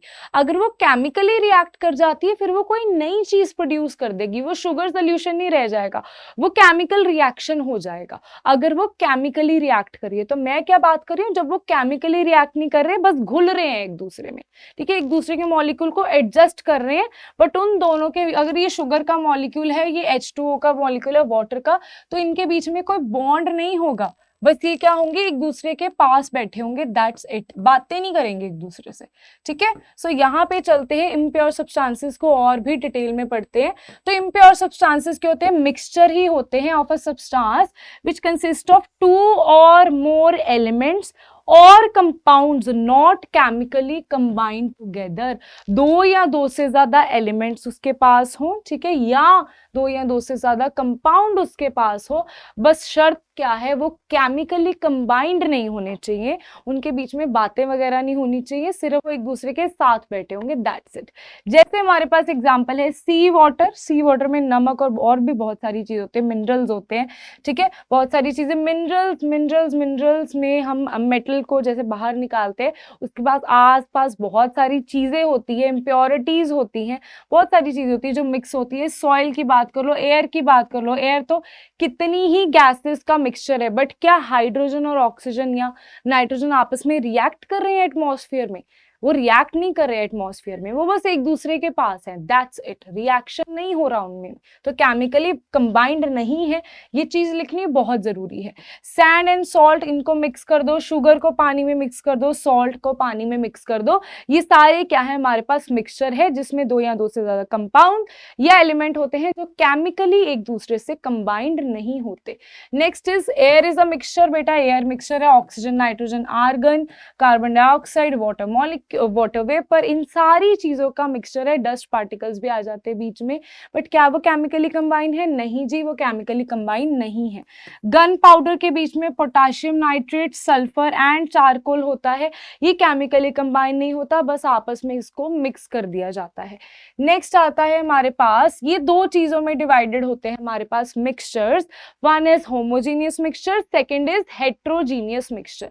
तो पहले देखते हैं होमोजीनियस मिक्सचर क्या होता है हमारे पास, विच इज यूनिफॉर्म कॉम्पोजिशन। जैसे आपने पानी के बीच में शुगर को डालना, घुल गई अच्छे तरीके से, क्या आपको शुगर के पार्टिकल्स सारे यूनिफॉर्मली, यूनिफॉर्म क्या होता है? यूनि का मतलब एक ही फॉर्म में, एक ही तरीके से। हम स्कूल में यूनिफॉर्म डालते थे तो हम क्या बोलते थे? सभी एक ही जैसे दिखने चाहिए, ठीक है। वैसे यूनिफॉर्म कॉम्पोजिशन का मतलब पूरे के पूरे बीकर में, ये जो पूरे का पूरा बीकर है, ऐसा नहीं होगा यहाँ पे शुगर के मॉलिक्यूल ज्यादा होंगे, यहाँ पे कम होंगे। अगर वो सारे घुल चुके हैं, अगर घोल ही नहीं रहे हो ढंग से, फिर तो अलग बात है, ठीक है। अगर सारे घुल चुके हैं आपस में, तो जितना यहाँ पे चीनी होगी उतनी ही चीनी यहाँ पे, उतनी ही यहाँ पे, उतनी ही यहाँ पे, यूनिफॉर्मली क्या है? डिस्ट्रीब्यूटेड होते हैं होमोजीनियस मिक्सचर में, कोई भेदभाव नहीं करते। The particles of the mixture are not visible by naked eye. Naked eye से हम इसको देख नहीं पाते। क्या आप शुगर के मॉलिक्यूल्स को देख पाते हो? नहीं देख पाते उसके मॉलिक्यूल्स को नेकेड आई से। Mixture of sugar in water, mixture of salt in water, mixture of copper sulphate in water, ये सभी चीजों को हम क्या बोलते हैं कि ये क्या है? होमोजीनियस मिक्सचर है, क्योंकि यूनिफॉर्मली क्या हो चुके हैं? डिस्ट्रीब्यूट हो चुके हैं पार्टिकल्स इसके अंदर, जो भी हमने इसके अंदर डाला है। हेट्रोजीनियस मिक्सचर क्या होते हैं? Heterogeneous mixture is a mixture which has non uniform composition. जैसे आपने पानी के बीच में सॉइल डाल दी, तो आप उसको डाल के देख लेना, ठीक है। अगर आप बोल रहे हैं मैम आपने इसका कोई प्रैक्टिकल करवा सकते हो, कुछ ऐसा करवा सकते हो, तो बिल्कुल इस चीज का प्रैक्टिकल आएगा। मैं 10 मिनट्स कंसेप्ट में इसको लेके आ रही हूँ, जिसमें हम डिफरेंस करेंगे डिफरेंट टाइप ऑफ मिक्सचर के, विद प्रैक्टिकली उसका क्या क्यों ये प्रॉपर्टीज इस तरीके की शो कर रहा है, ठीक है। वो सारी चीजें मैं आपके लिए लेके आऊंगी, जरूर लेके आऊंगी। Okay, so this is non uniform composition का क्या मतलब होता है बेटा? नॉन यूनिफॉर्म कॉम्पोजिशन होती है जैसे कि बर्थडे पार्टीज होती हैं, वहां पे ऐसा नहीं होता। अगर थीम पार्टी ना हो तो वहां पे क्या होता है कि वहां पे कोई भी अपने घर से कुछ भी डाल के आ रहा है। स्कूल में तो आपको एक यूनिफॉर्म डालनी पड़ती है, वैसे यहाँ पे है, आप पानी के अंदर सॉइल को मिक्स कर दोगे, चॉक को मिक्स कर दोगे, वो आप मिक्स करके देखना, उसकी कोई यूनिफॉर्म कॉम्पोजिशन नहीं होती। ऐसा नहीं है, यहाँ पे बीकर में अगर आप देखोगे नीचे कुछ पार्टिकल ज्यादा सेटल होंगे, ऊपर कम सॉइल होगी, नीचे ज्यादा डर्ट होगी, या चौक के मॉलिक्यूल्स को इसके बीच में करोगे तो चौक भी कहीं बीच में यहाँ पे सेटल ज्यादा होगा, यहाँ पे कम होगा, तो यूनिफॉर्मिटी नहीं है उनके बीच में, वो क्या है? हेट्रोजीनियस होते हैं। होमो का मतलब ही क्या होता है? सेम तरह के, हेट्रो का मतलब डिफरेंट तरह के। The particles are visible by naked eye, naked eye से ही हम उसे देख पाते हैं कि ये है सॉइल के particles. Example, mixture of salt and sand को मिक्स कर दो तो दिखते हैं। Mixture of sulphur and iron filings, mixture of oil and water, अगर इनको मिक्स कर दो तो क्या होता है? यूनिफॉर्मली डिस्ट्रीब्यूट नहीं होते। The substances which are dissolved, अभी देखते हैं सॉल्यूट क्या होता है एंड सॉल्वेंट क्या होता है। देखो, सॉल्यूट वो चीज है, अगर आपने पानी लिया उसके बीच में, ये सबसे बेस्ट एग्जांपल है, आप डेली इसे करते हो, ठीक है, डेली इसे हम अपनी जिंदगी में देखते हैं, तो ये सबसे बेस्ट एग्जांपल है। पानी लिया, उसके बीच में चीनी डाली, तो चीनी जो कम अमाउंट में होती है वो क्या होता है? सॉल्यूट। वो क्या होता है केमिस्ट्री की लैंग्वेज में? उसे क्या बोलते हैं कि वो क्या है? सॉल्यूट है। जो चीज ज्यादा होती है जैसे पानी है, उसे हम क्या बोलते हैं? Solvent. Okay, this substances which are dissolved in a liquid, जिसको डिसॉल्व किया जाता है वो क्या है? सॉल्यूट। और जो लिक्विड इटसेल्फ होता है, जिसके बीच में सॉल्यूट जा रहा होता है, वो क्या होता है? सॉल्वेंट होता है। तो दो चीजें होती हैं सोल्यूशन में। सोल्यूशन दो चीजों का बना होता है, one is solute, another is solvent. क्या है दूसरा? सॉल्वेंट। ये कम अमाउंट वाला होता है और ये क्या होता है? ज्यादा अमाउंट वाला होता है। ओके, नेक्स्ट देखते हैं। Solute particles are also called dispersed particles. इसको डिस्पर्स्ड पार्टिकल्स बोलते हैं, जो फैले हुए होते हैं, जो फैल जाते हैं। अगर हम उसको इसके बीच में डालते हैं, पानी के बीच में शुगर को डालते हैं, वो फैल जाती है शुगर पानी के बीच में। डिस्पर्जन मीडियम, और जिस मीडियम में वो फैलती है वो क्या होता है? सॉल्वेंट। तो सॉल्वेंट को डिस्पर्जन मीडियम भी बोला जाता है और उसको डिस्पर्स्ड पार्टिकल्स भी बोला जाता है। नेक्स्ट आता है बहुत ही इंपॉर्टेंट, इसी चीज पे मैं आपके लिए एक अलग से कंसेप्ट वीडियो बोल रही थी कि लेके आऊंगी, क्योंकि बहुत इंपॉर्टेंट टॉपिक है कि हमारे पास मिक्सचर्स 3 चीजों में डिवाइडेड होते हैं। One is true solution, next is suspension, दूसरी क्या है? सस्पेंशन, और तीसरी क्या है? कोलाइड। और पता नहीं क्यों बच्चों को ये 3 चीजें बहुत मुश्किल लगती हैं, बहुत ज्यादा मुश्किल लगती है। उनको ऐसा लगता है कि ये बाकी सारा चैप्टर तो मैम बहुत इजी है, लेकिन ये तीनों चीजें नहीं पल्ले बढ़ती, ये समझ में नहीं आती। तो यहाँ पे तो मैं समझा ही रही हूँ, इन तीनों का डिफरेंस अलग से भी आएगा, लेकिन इस चीज को समझोगे तभी वो समझ आएगा, इस चीज को नहीं समझोगे तो वो भी नहीं समझ आएगा, है ना। यहाँ पे मैं थ्योरेटिकली अच्छे तरीके से ज्यादा समझाऊंगी, वहां पे मैं प्रैक्टिकली आपको दिखाऊंगी कि वो चीजें हो क्यों रही हैं और वो सच में हो रही हैं। ठीक है, तो यहाँ पे देखते हैं ट्रू सोल्यूशन क्या होता है बेटा। ट्रू सोल्यूशन होता है एक होमोजीनियस मिक्सचर। जैसे इसकी एग्जांपल ही पहले देख लेते हैं। एग्जांपल क्या है? सॉल्ट इन वाटर या शुगर इन वाटर। आपने पानी लिया, उसके बीच में शुगर को डाल दिया, राइट। तो अभी ये क्या है? ट्रू सोल्यूशन है। क्यों? क्योंकि पहली बात तो ये क्या है? होमोजीनियस मिक्सचर है ऑफ 2 और मोर सब्सटेंसेस। इसके बीच में एक सॉल्वेंट सॉल्यूट, ये तो हमें पता ही है कि सॉल्वेंट एंड सॉल्यूट होता है, बिल्कुल, ये इसमें कोई बताने वाली बात नहीं थी। तो ये क्या होता है? ट्रू सोल्यूशन एक होमोजीनियस मिक्सचर होता है जिसके पार्टिकल्स को हम नहीं देख पाते। ठीक है, इसकी और भी बहुत प्रॉपर्टीज होती है जिससे हम इसको डिटेल में समझ पाएंगे। तो उन प्रॉपर्टीज को पहले देखते हैं। देखो, ट्रू सोल्यूशन को हम मॉलिक्यूलर सोल्यूशन भी बोलते हैं। मॉलिक्यूलर सोल्यूशन इसको क्यों बोला जाता है? क्योंकि इसके बीच में जो मॉलिक्यूल्स है ना, वो हमें जो इसका सबसे छोटा पार्टिकल है, जैसे यहाँ पे हमने पानी डाला और इसके बीच में क्या है? छोटे छोटे क्या है? शुगर के पार्टिकल्स हैं। तो बेटा शुगर के जो पार्टिकल्स हैं ना, वो इसके बीच में घुल के उतना ही साइज बना लेंगे जो शुगर के मॉलिक्यूल का होता है, मतलब हम उसे नेकेड आई से देख नहीं पाते। इसीलिए इस चीज को मॉलिक्यूलर सोल्यूशन बोला जाता है, बिकॉज इस size of dissolved particles such a solution is same as that of, जितना मॉलिक्यूलर साइज होता है उतने ही साइज में इसके पार्टिकल का साइज होता है। नेक्स्ट देखते हैं इसके बाद प्रॉपर्टीज, जो कि बहुत इंपॉर्टेंट है इनकी प्रॉपर्टीज, इसी से हम इसका डिफरेंस देख पाएंगे। पहला आता है होमोजीनियस, मतलब यूनिफॉर्मली सेपरेटेड होता है ये मिक्सचर, बिल्कुल। नेक्स्ट आता है the particles can not be seen by naked आई। हम इसको नेकेड आई से नहीं देख पाते। क्या? शुगर के पार्टिकल्स को नेकेड आई से देख पाते हो? ये पहला पार्टिकल दूसरा पार्टिकल नहीं देख पाते। तो ये क्या है? इसको हम नेकेड आई से नहीं देख पाते। It is less than 1 nanometre, 1 nanometre से भी कम। नैनोमीटर क्या होता है बेटा? बहुत ही छोटा। नैनो क्या है? Nano is what? नैनो का मतलब क्या होता है? नैनो कार सुनिए ना, नैनो का मतलब क्या है? स्मॉल। तो इतना छोटा यूनिट होता है नैनो, और उसमें भी मैं बोल रही हूँ 1 नैनोमीटर से भी कम होता है, तो कितना ही छोटा पार्टिकल होगा वो। ठीक है, तो ये क्या है? हम इसको नेकेड आई से नहीं देख पाते। This solute particles can not be separated by filtration. आपके पास शुगर सोल्यूशन है, फिल्टर पेपर ले लो, नीचे बीकर रख लो, उसके ऊपर इसको पलट दो। क्या आपको लगता है कि शुगर अलग हो जाएगी, नीचे पानी प्योर आ जाएगा आपका जो पहले था? नहीं आएगा। क्यों? क्योंकि शुगर के मॉलिक्यूल्स ऐसे घुल चुके हैं, कईयों की दोस्ती इतनी गहरी हो चुकी है भाई, उनमें आप डिफरेंस पता ही नहीं लगा सकते। मतलब वो आप एक दूसरे के मम्मी पापा को भी मम्मी पापा ही बोल रहे हो, इतनी गहरी दोस्ती हो चुकी है। तो यहाँ पे तो तुम क्या ही उनको अलग करोगे? तो फिल्टर करके उनको अलग तो नहीं किया जा सकता। The solute particles do not settle down and the solution, sugar के सोल्यूशन को रख लो साइड पे, 3-4 घंटे रखे रखो, क्या थोड़े टाइम के बाद शुगर के पार्टिकल्स नीचे आ जाएंगे? नहीं, वो घुले रहेंगे। एक बारी घोल दिया ना, वैसे के वैसे ही रहेंगे, चाहे 10 घंटे बाद देख लेना। ठीक है, वैसे के वैसे ही रहेंगे। The particles do not scatter beam of light. Now हमारे पास आता है question, ma'am what is scattering of light? What is scattering of light? तो इस पे आशु सर ने बहुत ही बढ़िया तरीके से मैंने भी उसके बीच में थोड़ा सा योगदान दिया था। ठीक है, तो यहाँ पे स्कैटरिंग ऑफ लाइट का बहुत ही बढ़िया एक्सपेरिमेंट उन्होंने बताया और बहुत बढ़िया तरीके से उस चीज को समझाया हुआ है। टिंडल इफेक्ट जो अभी हम देखेंगे उसको भी उन्होंने बहुत ही बढ़िया तरीके से बेटा समझाया हुआ है। तो उस वीडियो को 10 मिनट की, आई थिंक 7-8 मिनट की वीडियो होगी, एक्सपेरिमेंट से उसमें उन्होंने समझाया हुआ है। तो बेटा इस चीज को पक्का देखना, मजा आ जाएगा। स्कैटरिंग ऑफ लाइट होती क्या है एकदम मजे से क्लियर हो जाएगी, तो उस वीडियो को जरूर देखना। फिर आपको ये जो कॉन्सेप्ट है ना, आई होप सो आपने देखी होगी, तो ये जो कॉन्सेप्ट है ना और भी बढ़िया तरीके से क्लियर हो जाएगा। ठीक है, एक्सपेरिमेंट से तो वैसी ही चीजें बहुत बढ़िया क्लियर हो जाती है।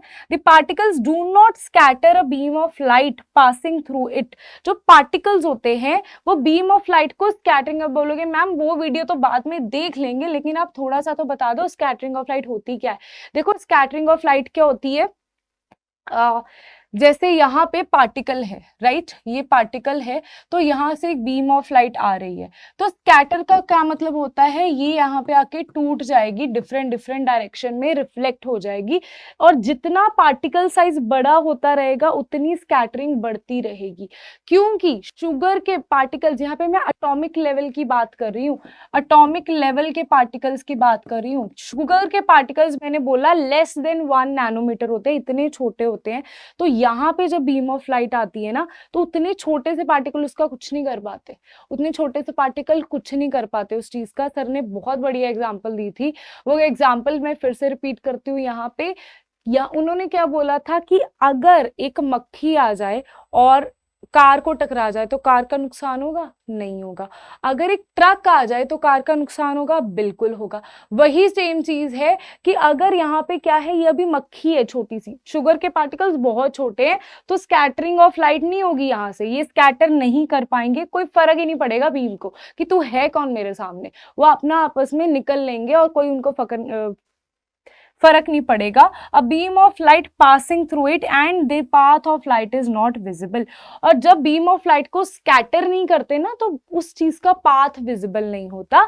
इस चीज का जो एक्सपेरिमेंट है मैं आपको विद सोल्यूशन आपको दिखाऊंगी कि शुगर सोल्यूशन से जब हम बीम ऑफ लाइट को पास करते हैं तो उस सोल्यूशन में हमको वो बीम ऑफ लाइट नहीं दिखती। मतलब क्या है इस चीज का, बेटा देखो यहाँ पे आपके पास बीकर है, ये शुगर सोल्यूशन है, और यहाँ पे मैंने क्या किया, कौन सी लाइट पास कर दी मैंने, यहाँ पे red beam of light pass कर दी। ठीक है, लेजर बीम पास कर दी रेड कलर की। तो यहाँ पे या कोई भी बीम ऑफ लाइट पास कर दी, यहाँ पे जो इसके पार्टिकल्स हैं ये इतने छोटे हैं, यहाँ पे ये विजिबल भी नहीं होगा इस पर्टिकुलर चीज पे, यहाँ पे path visible, not visible, path यहाँ पे विजिबल नहीं होगा। रीजन क्या है, शुगर के पार्टिकल्स बहुत छोटे हैं, फर्क नहीं पड़ना उनको। ठीक है, उनको कोई लेना देना नहीं है कि तू कौन चीज है मेरे सामने। ओके, तो नेक्स्ट देखते हैं, हमारे पास आता है इसके बाद ट्रू सोल्यूशन। ट्रू सोल्यूशन की वही चीजें हैं बेटा, ट्रू सोल्यूशन के टाइप्स देख लेते हैं। Solution of solid in solid. Solid in solid कैसे, सॉलिड इन सॉलिड कौन से सोल्यूशन होते हैं, बहुत सारी एग्जाम्पल्स होती हैं। जैसे आप सॉल्ट और शुगर को मिक्स कर दो तो वो क्या है, ये एक सॉलिड इन सॉलिड का सोल्यूशन बन जाएगा। Solution of solid in liquid, solid को लिक्विड में करोगे तो सॉल्ट सोल्यूशन, शुगर सोल्यूशन, इन सब की बात कर सकते हो। Solution of liquid in liquid, liquid in liquid का सोल्यूशन, दूध को पानी में, ये होता ही है, जो घरों पे दूध आता है वो पानी मिक्स ही होता है उसमें, है ना, तो ये क्या है, liquid in liquid. Solution of gas in liquid, gas in liquid ma'am ये क्या नहीं बात कर दी, गैस को कैसे डिसॉल्व करेंगे, कोक पीते हो, कोक में क्या होती है, कार्बन डाइऑक्साइड मिक्स होती है, तो वो क्या है, गैस इन लिक्विड का सोल्यूशन है बेटा।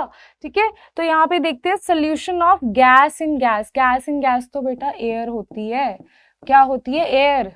एयर में गैसेस ही गैसें आपस, गैसेस इन गैसेस हैं, आपस में मिक्स होती है।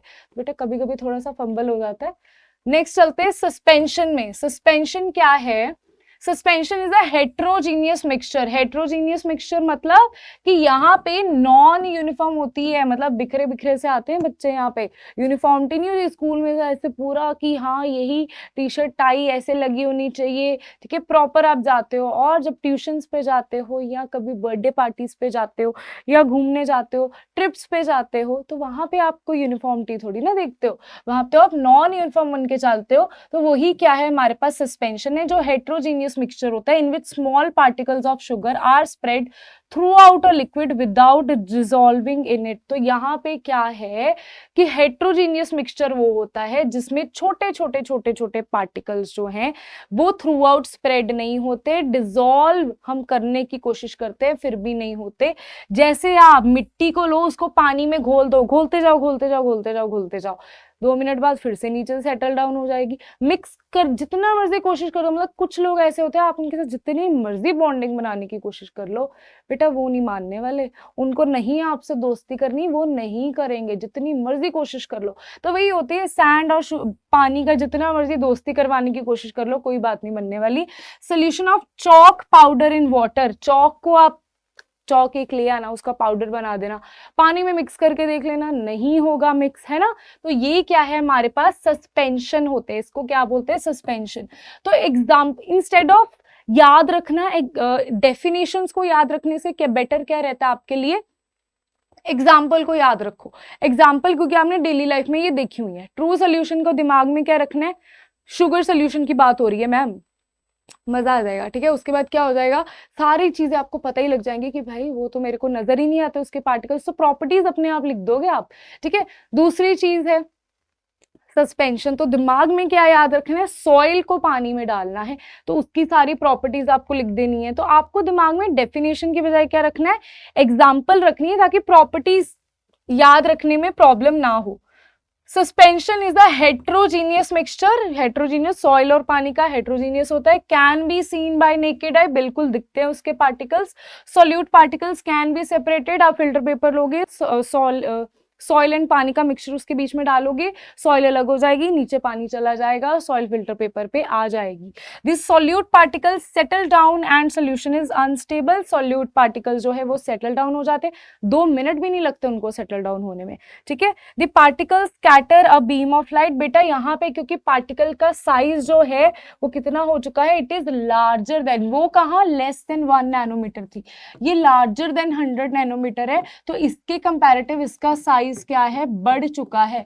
साइज बढ़ चुका है मतलब अभी मक्खी किस में कन्वर्ट हो चुकी है, ट्रक में कन्वर्ट हो चुकी है, वो क्या कर देगी, बीम को स्कैटर कर देगी, ठीक है। तो ये क्या करेगी, बीम को स्कैटर कर देगी। और मैं फिर से बोल रही हूँ इस चीज को कि ये तीनों का मैं एक डिफरेंशिएशन भी लेके आऊंगी, ठीक है, कि इसको कैसे अलग अलग करते हैं, सॉल्यूट क्या, सस्पेंशन क्या है, सोल्यूशन क्या है, कोलाइडल क्या है, और इसके मिक्सचर को बकायदा दिखाऊंगी। और लाइट ऑफ बीम का हम पास भी करेंगे और टेस्ट भी करेंगे कि क्या सच में ये स्कैटर कर रही है, क्या सच में वो स्कैटर नहीं कर रही। तो इसकी टेंशन मत लो, अभी के लिए बस इसको देख लो कि मैं बोल क्या रही हूँ, ठीक है। कोलाइडल तक अगर आपको थ्योरी पता होगी ना तो प्रैक्टिकल को खुद समझ भी पाओगे और रिटेन भी कर पाओगे उस चीज को। तो कोलाइडल सोल्यूशन क्या है, the kind of solution in which the size of solute particle are intermediate. भाई जैसे हमारे मेटलॉइड था ना मेटल था ना नॉन मेटल, दोनों की प्रॉपर्टीज ही शो कर रहा था, ये भी ऐसे ही है कोलाइड्स, और ये बहुत ही ज्यादा इंपॉर्टेंट है। ये क्या है ना, तो पूरा का पूरा इनका जो साइज है ना लेस देन 1 नैनोमीटर है ना मोर देन 100 नैनोमीटर है, बीच में है इन दोनों के, ठीक है। तो प्रॉपर्टीज भी कुछ प्रॉपर्टीज उससे मैच करती है, कुछ प्रॉपर्टीज इससे मैच करती है। Mixture of starch in water, mixture of egg in water, milk air containing. तो मैं इसको आपका नॉर्मल सा एक घर वाला एग्जांपल देती हूँ। पानी के बीच में दूध को मिक्स करना, वो क्या है हमारे पास, या पानी के बीच में कोलाइड उसको मिक्स करना, डिटॉल को मिक्स करना, वो क्या है हमारे पास, एक कोलाइडल सोल्यूशन बन जाता है, ठीक है। तो वो क्या बन जाता है, कोलाइडल सोल्यूशन बन जाता है। इस चीज को हम कैसे समझते हैं, आई थिंक मैंने वहां पे गड़बड़ कर दी, लिक्विड इन लिक्विड में मिल्क इन वाटर नहीं आएगा, वो कोलाइडल सोल्यूशन में आएगा, ओके। सो कोलाइडल सोल्यूशन क्या है, ये बेटे ये हेट्रोजीनियस इन नेचर होता है, though they appear to be homogeneous. वही तो बात है, आप सोच रहे हैं मैम से भी मिस्टेक हो गई आपकी। देखो ये दिखाते क्या, जैसे दिखते हैं वैसे होते नहीं है, ठीक है, दिखेंगे कुछ और होंगे कुछ और। मतलब कोलाइडल सोल्यूशन जो है अपीयर क्या करते हैं कि ये होमोजीनियस है, दिखने में पानी में दूध को घोल लोगे, डिटॉल को घोल लोगे, आपको दिखने में ऐसा लगेगा कि ये क्या है, एक होमोजीनियस है, यूनिफॉर्म कॉम्पोजिशन है। लेकिन जब आप इनके मॉलिक्यूलर लेवल पे जाके देखते हो ना, ये क्या होते हैं, होमोजीनियस नहीं होते, ये हेट्रोजीनियस होते हैं, प्रॉपरली अच्छे से यूनिफॉर्मली मिक्स नहीं होते। ये क्या होते हैं, हेट्रोजीनियसली नॉन यूनिफॉर्मली मिक्स होते हैं। दूर से दिखने में क्या लगेगा, होमोजीनियस है, पास जाके देखोगे मॉलिक्यूलर लेवल पे तो क्या निकलेगा कि भाई ये यूनिफॉर्मली मिक्स नहीं है, ये क्या है, हेट्रोजीनियस। तो इसी चीज में बच्चों को बहुत ही ज्यादा कंफ्यूजन रह जाती है कि वो हेट्रोजीनियस है या होमोजीनियस है। किसी बुक्स में हेट्रोजीनियस लिखा होता है, कहीं पे होमोजीनियस लिखा होता है। आंसर क्या है, अपीयर करते हैं होमोजीनियस बट होते क्या है, हेट्रोजीनियस होते हैं। ठीक है, in colloidal solution the particles are big enough to scatter light. इतने वैसे तो इनकी सारी प्रॉपर्टीज मोस्टली ट्रू सोल्यूशन से मैच कर रही होती हैं, ठीक है, लेकिन ये इनमें एक प्रॉब्लम आ जाती है कि इनके पार्टिकल्स बिग इनफ होते हैं, इतने बड़े होते हैं, मतलब ना तो सस्पेंशन जितने बड़े होते हैं ना कोलाइड ट्रू सोल्यूशन जितने छोटे होते हैं, उन दोनों के बीच में होते हैं ये पार्टिकल्स। ठीक है, बट इतने बड़े होते हैं कि वो बीम ऑफ लाइट को स्कैटर कर सके।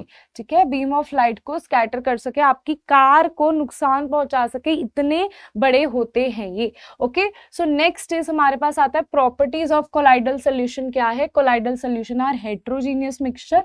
आप इसको और भी इंटरेस्टिंग बनाने के लिए लिख सकते हो, but they appear to be homogeneous.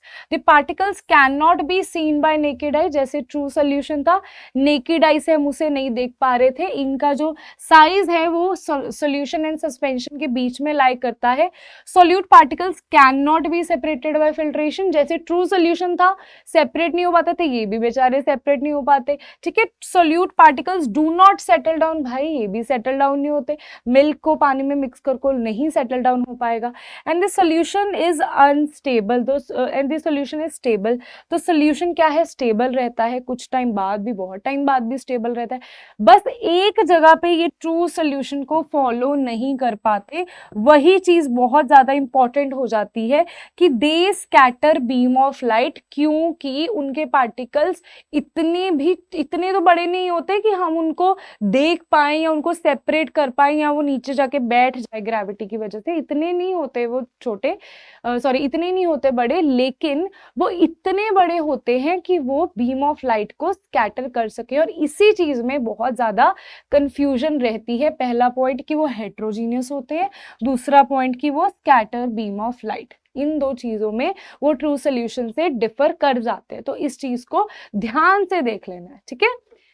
Next आता है बेटा हमारे पास टिंडल इफेक्ट। जैसे मैंने आपको बताया, बहुत ही बढ़िया वीडियो आई हुई है स्कैटरिंग ऑफ लाइट पे, ठीक है, और टिंडल इफेक्ट भी उसमें बताया हुआ है। तो टिंडल इफेक्ट मैं आपको भी बता देती हूँ। जब मैं आपको बात कर रही थी कि पार्टिकल्स इतने बड़े होते हैं इसके कोलाइडल के, पहले तो हम बात कर रहे थे स्कैटरिंग ऑफ लाइट होने के लिए सामने वाले बंदे में दम होना चाहिए, मक्खी से कोई फर्क नहीं पड़ेगा, ट्रक होना चाहिए सामने।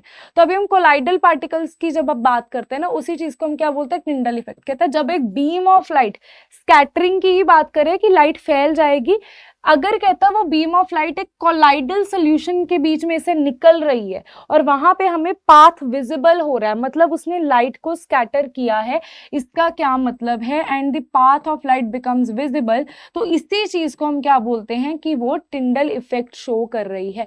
मतलब अगर स्कैटरिंग ऑफ लाइट हो रही है किस में से, कोलाइडल पार्टिकल्स में से, उसी चीज को क्या बोल देते हैं, टिंडल इफेक्ट बोल देते हैं। और स्कैटरिंग ऑफ लाइट तो आपको बहुत बढ़िया तरीके से बताया हुआ है, फॉग में आपको बताया हुआ है, धूप बत्ती से आपको बताया हुआ कैसे स्कैटरिंग होती है, कैसे जब पार्टिकल्स बड़े हो जाते हैं। एक थोड़ा सा हिंट दे देती हूँ, एयर है उसमें लेजर बीम लेके जाओगे आपको पाथ नहीं दिखेगा, आपको सिर्फ पॉइंट दिखेगा उस चीज का, ठीक है। वहीं पे आप धुंध कर दोगे, धुंध मतलब फॉग कर दोगे, जैसे फॉग हो जाएगी, फॉग नेचुरली तो हम नहीं कर सकते, आर्टिफिशियली करनी पड़ेगी। आप धूप बत्ती जो होती है, ठीक है, उसकी स्मोक क्रिएट कर सकते हो, उसकी स्मोक क्रिएट हो जाएगी तो पार्टिकल्स बड़े हो जाएंगे, एयर के मॉलिक्यूल्स इतने बड़े नहीं होते बट स्मोक के पार्टिकल्स बड़े होते हैं, तो उसके बीच में से लेजर बीम बहुत ही बढ़िया तरीके से विजिबल हो रही थी, ठीक है। तो स्कैटरिंग ऑफ लाइट तो आप वहां से समझ सकते हो। ये भी चीज वहीं पे हमने करी थी कि जैसे हमारे पास फॉरेस्ट वगैरह में से एक होल में से लाइट आ रही है, ठीक है, या बहुत सारे ट्रीज है वहां में से एक लाइट आ रही है, ठीक है, तो जो लाइट आ रही है सन की, उसमें से हमें क्या दिखता है, कुछ इस तरीके की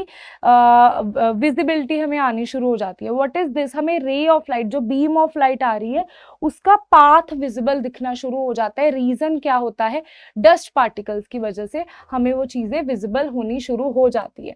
सो Tyndall effect can be seen when light enters a room through a small hole due to scattering of light and dust particles, क्योंकि डस्ट पार्टिकल्स का साइज इतना बड़ा होता है कि वो बीम ऑफ लाइट को स्कैटर कर सके और हमें उसका पाथ दिखा सके, इसी वजह से हमें वो पाथ विजिबल होता है। Next is types of colloids. तो बेटा इस पे बहुत ही बढ़िया शॉर्ट भी आया था इसकी ट्रिक पे, ठीक है, कि आपको टाइप्स ऑफ कोलाइड्स को याद करना सबसे ज्यादा बच्चों को मुश्किल लगता है। वो कह देंगे हाँ मैम ठीक है ये चीज समझ में तो आ गई, लेकिन इस चीज को कैसे याद करें? इतना सारा है सिलेबस याद करने के लिए, इस चीज को याद कैसे करते हैं? समझ तो हम लेंगे। तो याद करने के लिए बेटा देखो, डिस्पर्स्ड फेज क्या था? डिस्पर्स्ड फेज क्या था? सॉल्यूट। डिस्पर्सिंग मीडियम क्या था आपके पास? सॉल्वेंट। ठीक है, ये आपस में मिलके क्या बना देते हैं? सोल्यूशन बना देते हैं। कोलाइड्स की बात करें तो डिस्पर्स्ड फेस और डिस्पर्स्ड मीडियम हम बोल देते हैं। तो यहाँ पे जब दो सॉलिड आपस में मिक्स हो जाते हैं सॉलिड सोल बनाते हैं, लिक्विड और सॉलिड आपस में मिक्स होकर जेल बना देता है, गैस और सॉलिड मिक्स हो जाए तो फोम बना देता है, सॉलिड और लिक्विड मिक्स हो जाए तो सोल बना देता है, लिक्विड एंड लिक्विड मिक्स होके इमल्शन बना देते हैं, गैस एंड लिक्विड मिक्स होके फोम बना देते हैं। तो ये सारी एग्जाम्पल्स, ये सारी एग्जाम्पल नहीं, ये टाइप ऑफ कोलाइड समझने कैसे हैं, तो इसके लिए बड़ी सिंपल सी ट्रिक है, आपको इजीली याद हो जाएगा ये चीज। तो बेटा ट्रिक क्या है? सो स्वीट गर्लफ्रेंड। अभी लड़कियों प्लीज बुरा मत मान जाना कि मैम आपने ये बात बोल दी कि सो स्वीट गर्लफ्रेंड सॉर्टेड इमोशंस, क्या बोलना क्या चाहते हो? लड़कियों के इमोशन सॉर्टेड नहीं होते बेटा। अगर यहाँ पे बी से कुछ होता ना, मैं बॉयफ्रेंड बना देती। मेरा मकसद तुम्हें ये गर्लफ्रेंड बॉयफ्रेंड याद कराना नहीं है, मेरा मकसद है तुम्हें ये चीज याद करवाना, ये तुम्हें याद हो जाए। इसी तरीके इसी चीज के लिए ये चीज लेके आई हो, तो प्लीज भावनाओं में मत बह जाना कि मैम आपने ऐसे कैसे कर दिया, आपने ये क्यों किया हमारे साथ। वो सब चीजें नहीं है, बस ट्रिक याद करनी है, इस चीज को याद करना है तो इस चीज से इजिली याद हो जाएगा। सो स्वीट गर्लफ्रेंड, कितनी प्यारी गर्लफ्रेंड है। सो sweet girlfriend, solid sol gel foam, sorted emotions. देखो आजकल लड़के ना लड़की किसी के इमोशन सॉर्टेड नहीं होते, ठीक है। तो यहाँ पे सॉर्टेड इमोशन, सॉर्टेड इमोशन की शुक्र है भाई कि गर्लफ्रेंड भी स्वीट है और सॉर्टेड इमोशंस भी है। फाइनली आ गई कि फाइनली भाई आ गई, शुक्र है भगवान का। तो सॉलिड सॉर्टेड क्या है? सोल, इमल्शन क्या है? इमोशंस क्या है? इमल्शन।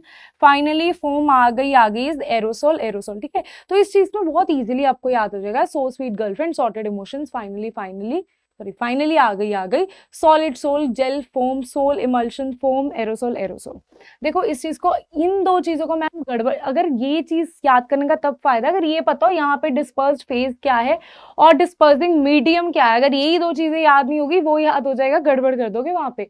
तो ये कैसे याद करोगे? यहाँ पे आपने क्या करना है, डिस्पर्स्ड फेज में पहले आपने solid liquid gas, solid liquid gas, solid liquid और हमारे पास आती है गैस, फिर 3 बार सॉलिड, 3 बार लिक्विड, 3 बार गैस।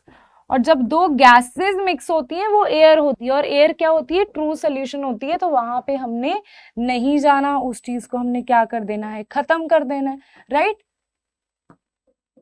ये क्या हो गया? ओके ठीक है। तो यहाँ पे क्या है? Solid liquid gas, solid liquid gas, solid liquid gas, solid solid 3 times liquid 3 times gas, और so sweet girlfriend sorted emotions, finally आ गई। तो अभी हम देखते हैं इसकी एग्जाम्पल्स देखते हैं। ये तो तीनों चीजें आपने टेबल में से कर ली, ये तो आपका सॉर्टेड हो चुका है, ठीक है। सॉर्टेड इमोशंस नहीं, आपकी ये चीजें सॉर्ट हो चुकी हैं। यहाँ पे आती हैं अभी एग्जाम्पल्स आपको कैसे करनी है उस चीज को देखते हैं। Some colour glasses and gemstone, solid sol क्या होती है? जैसे कहते हैं कुछ कलर्ड ग्लासेस हो जाएं या जेमस्टोन्स हो जाएं, वो क्या है? एक सॉलिड सोल की कैटेगरी में आते हैं। देन अगर हम बात करें सोल की, जैसे पेंट हो गए, सेल फ्लूइड्स हो गए, सेल फ्लूइड्स को रहने दो, आप पेंट्स से याद रख लो इस चीज को। जैसे पेंट हो गए, तो पेंट में क्या होता है? सॉलिड में लिक्विड डिसॉल्व होता है, उस चीज को हम सोल बोल देते हैं। देन अगर हम एरोसोल की बात करें, यहाँ पे भी एरोसोल जिस जिस तरीके से मैंने आपको ट्रिक बताई है ना, उस तरीके से यहाँ पे नहीं लिखा हुआ। तो आप इस चीज को, एग्जाम्पल्स को, एनसीईआरटी का चार्ट है वहां, वहीं से आपको इस चीज को याद करना है, ठीक है। एनसीईआरटी सबसे बढ़िया होती है। तो एरोसोल क्या है, जब सॉलिड में गैस आ जाती है तो स्मोक, डस्ट जैसे इसके एग्जाम्पल है। लिक्विड में सॉलिड डिसॉल्व कर देते हो तो क्या आ जाता है, चीज, जेलीज, ये सारी चीजें। अगर आप इमल्शन की बात करते हो, मिल्क, हेयर क्रीम, बटर, ये सारे इमल्शंस में आते हैं। एग्जाम्पल्स भी पूछी जा सकती हैं। ऐसे पूछा जा सकता है, out of these which is a foam, out of these which is emulsion, ठीक है। तो उस चीज के लिए भी मैंने सोचा है आपके लिए एक बढ़िया सी याद रखने के लिए, उस चीजों को, एग्जाम्पल्स को याद रखने के लिए जल्द ही आपके पास आने वाली है। यहाँ तो 10 मिनट कंसेप्ट आ जाएगा, जहाँ छोटा सा आपके पास शॉर्ट आ जाएगा, जिसमें आप इन चीजों को अच्छे से याद कर पाओगे, समझ पाओगे। तो this is aerosol. Aerosol fog, अगर हमारे पास एरोसोल है लिक्विड इनटू गैस वाली, एक एरोसोल है सॉलिड इनटू गैस वाली। अगर एरोसोल है फॉग, मिस्ट, क्लाउड, ये सारे क्या है, लिक्विड इन गैस। देन आ जाता है फिर से हमारे पास गैस इन सॉलिड का solid sol. So this is foam, rubber, ये सारी चीज उस चीज में आती है। Then there comes gas in liquid, वो आता है फोम। तो बेटा इसमें सबसे इंपॉर्टेंट चीज क्या है, इमल्शन। इमल्शन में से बहुत ज्यादा क्वेश्चंस पूछे जाते हैं, इसके एग्जांपल्स में से पूछे जाते हैं, और फोम में से भी क्वेश्चंस बहुत पूछे जाते हैं, ठीक है। इन दो चीजों में तो क्वेश्चंस बहुत ज्यादा पूछे जाते हैं, बाकी इनको एग्जाम्पल्स को अच्छे तरीके से याद करने का मैं आपको बता दूंगी। ऐसे आप समझ लोगे लेकिन एग्जाम में याद नहीं रहेगा, वो मुश्किल हो जाएगी। तो इस चीज की ट्रिक तो अभी तक आ चुकी है, ताकि आपको टाइप ऑफ कोलाइड्स याद हो जाए, तो धीरे धीरे हम उस चीज को भी ले आएंगे।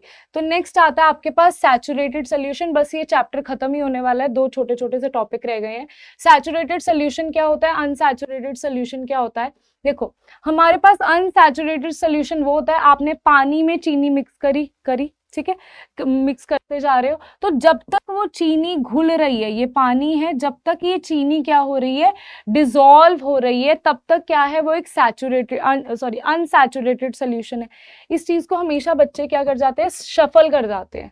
सैचुरेटेड को अनसैचुरेटेड बोल देते हैं, अनसैचुरेटेड को सैचुरेटेड। तो अनसैचुरेटेड का क्या मतलब है, कि वो चीज अभी चीनी उसमें घुलती जा रही है। अभी ऐसा नहीं है कि चीनी ने बोल दिया, कि लिक्विड ने बोल दिया बस और चीनी नहीं आएगी, ठीक है, ऐसा नहीं है। तो यहाँ पे क्या होगा, सैचुरेटेड सोल्यूशन क्या हो जाएगा, कि भाई पानी की होगी लिमिट कर, मतलब वो कहता कि बस मैं और चीनी और मिठास नहीं देख सकता, मैं इतनी ही चीनी अपने अंदर डिसॉल्व कर सकता हूँ, that's it, no means no, ठीक है। तो अभी जब वो नो मीन्स नो बोल देता है, तो वहां पे क्या हो जाता है हमारे पास, जब वो और ज्यादा सॉल्यूट को डिसॉल्व नहीं कर पाता, तो हम उस चीज को क्या बोलते हैं, कि ये क्या है, अभी एक सैचुरेटेड सोल्यूशन बन चुका है।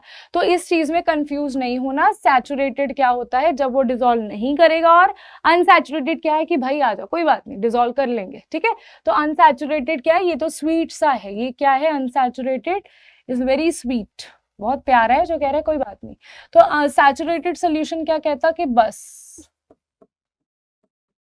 मेरी हो गई, बस मुझे और चीनी नहीं चाहिए, बस दैट्स इट, ठीक है। तो नेक्स्ट आता है हमारे पास सैचुरेटेड सोल्यूशन के अंदर ही, if a saturated solution at a particular temperature is heated to, देखो आपने देखा होगा चाशनी वगैरह बनाते टाइम क्या होता है, आपने चीनी घोली, चीनी जल्दी कब घुलती है, अगर आप गर्म पानी में उसको डिसॉल्व करते हो ज्यादा भी घुल जाती है, ठीक है। आप चीनी डिसॉल्व कर रहे हो, करते जा रहे हो, करते जा रहे हो, एक टाइम आ गया वो सैचुरेटेड सोल्यूशन में जा चुका है, वो कहता है और चीनी नहीं घोलूंगा, आप उसका टेम्परेचर बढ़ा दो, वो ज्यादा चीनी घोलना शुरू कर देगा, ठीक है।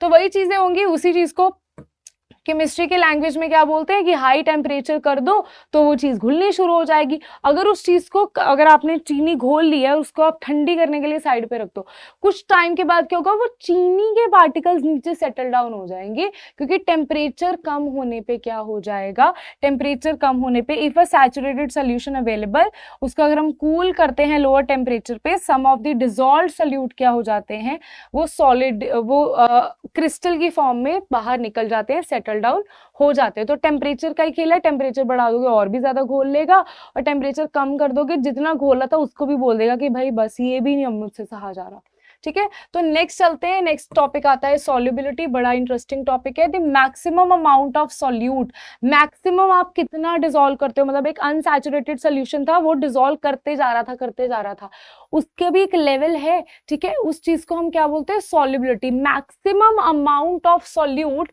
Which can be dissolved in 100 grams of, कितना, 100 ग्राम्स ऑफ सॉल्वेंट के बीच में।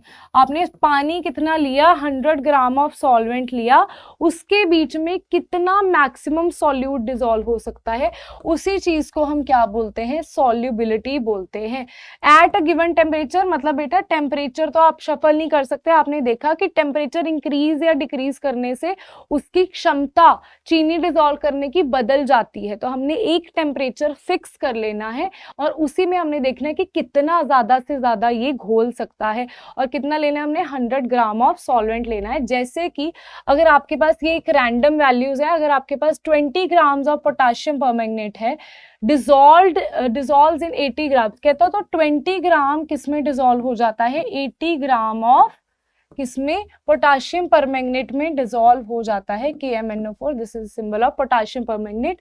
सो 20 ग्राम ऑफ पोटाशियम परमैंगनेट किसमें डिसॉल्व हो जाता है, इतना पानी में डिसॉल्व हो जाता है। एक मिनट जरा इस चीज को सही कर दे, तो 20 ग्राम क्या है, KMnO4 है, वो किसमें डिसॉल्व हो जाता है, 80 ग्राम ऑफ वाटर में डिसॉल्व हो जाता है।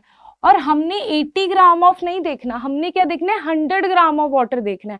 सॉल्युबिलिटी की डेफिनेशन क्या है कि 100 ग्राम में देखो कितना सॉल्यूट, 100 ग्राम में देखो, तो वो कहता कि अगर 80 ग्राम ऑफ इसमें, 80 ग्राम ऑफ H2O में 20 ग्राम क्या हो रहा है, KMnO4 हो रहा है, तो 1 ग्राम H2O में कितना होगा, 20/80, और यहाँ पे यूनिटरी मेथड ही लगा रही हूँ, तो 100 ग्राम में कितना होगा, 20/80 इंटू 100। तो यहाँ पे हमने क्या किया, यूनिटरी मेथड लगाया, मेरे को 80 नहीं चाहिए था, मेरे को क्या चाहिए था, 100 ग्राम, जो मेरी डेफिनेशन है।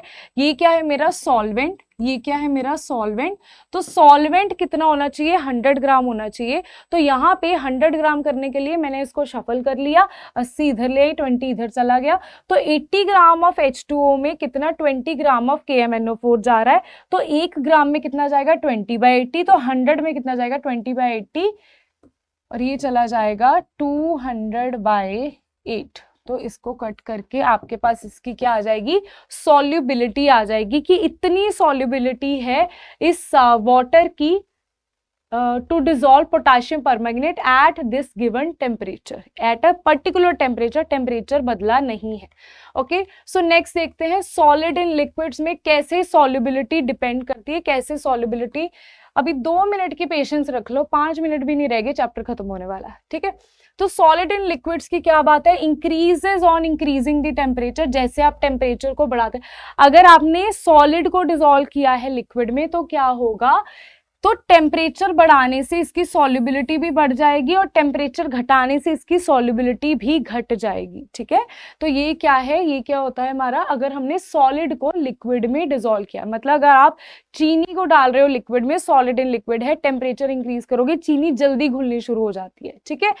रिमेन्स अनअफेक्टेड, कहता प्रेशर का इस पे कोई, भाई लिक्विड और सॉलिड में पार्टिकल्स ऑलरेडी बहुत पास पास होते हैं, प्रेशर बढ़ाने घटाने से वो उड़ना नहीं शुरू कर देंगे। मैटर में हमने पढ़ा था कि जो गैस के पार्टिकल्स होते हैं वो प्रेशर थोड़ा सा कम हो ज्यादा, वो ऑलरेडी बहुत फ्री स्टेट में होते हैं, तो उनको प्रेशर का फर्क पड़ता है, सॉलिड और लिक्विड को प्रेशर का फर्क नहीं पड़ता इतना, इनकी कंप्रेसिबिलिटी इतनी नहीं होती, तो ये remains unaffected under the change of pressure, से इनको कोई फर्क नहीं पड़ रहा। गैस के मॉलिक्यूल्स हैं हमारे आसपास जो हैं, लिक्विड के मॉलिक्यूल्स थोड़ा ना ऐसे चल रहे हैं यहाँ पे आसमान में ऐसे, ठीक है, तो लिक्विड के मॉलिक्यूल्स को कोई फर्क नहीं पड़ रहा, ना सॉलिड के को। अभी हम बात करते हैं गैसेस इन सॉलिड का, भाई डिफरेंट हो जाता है।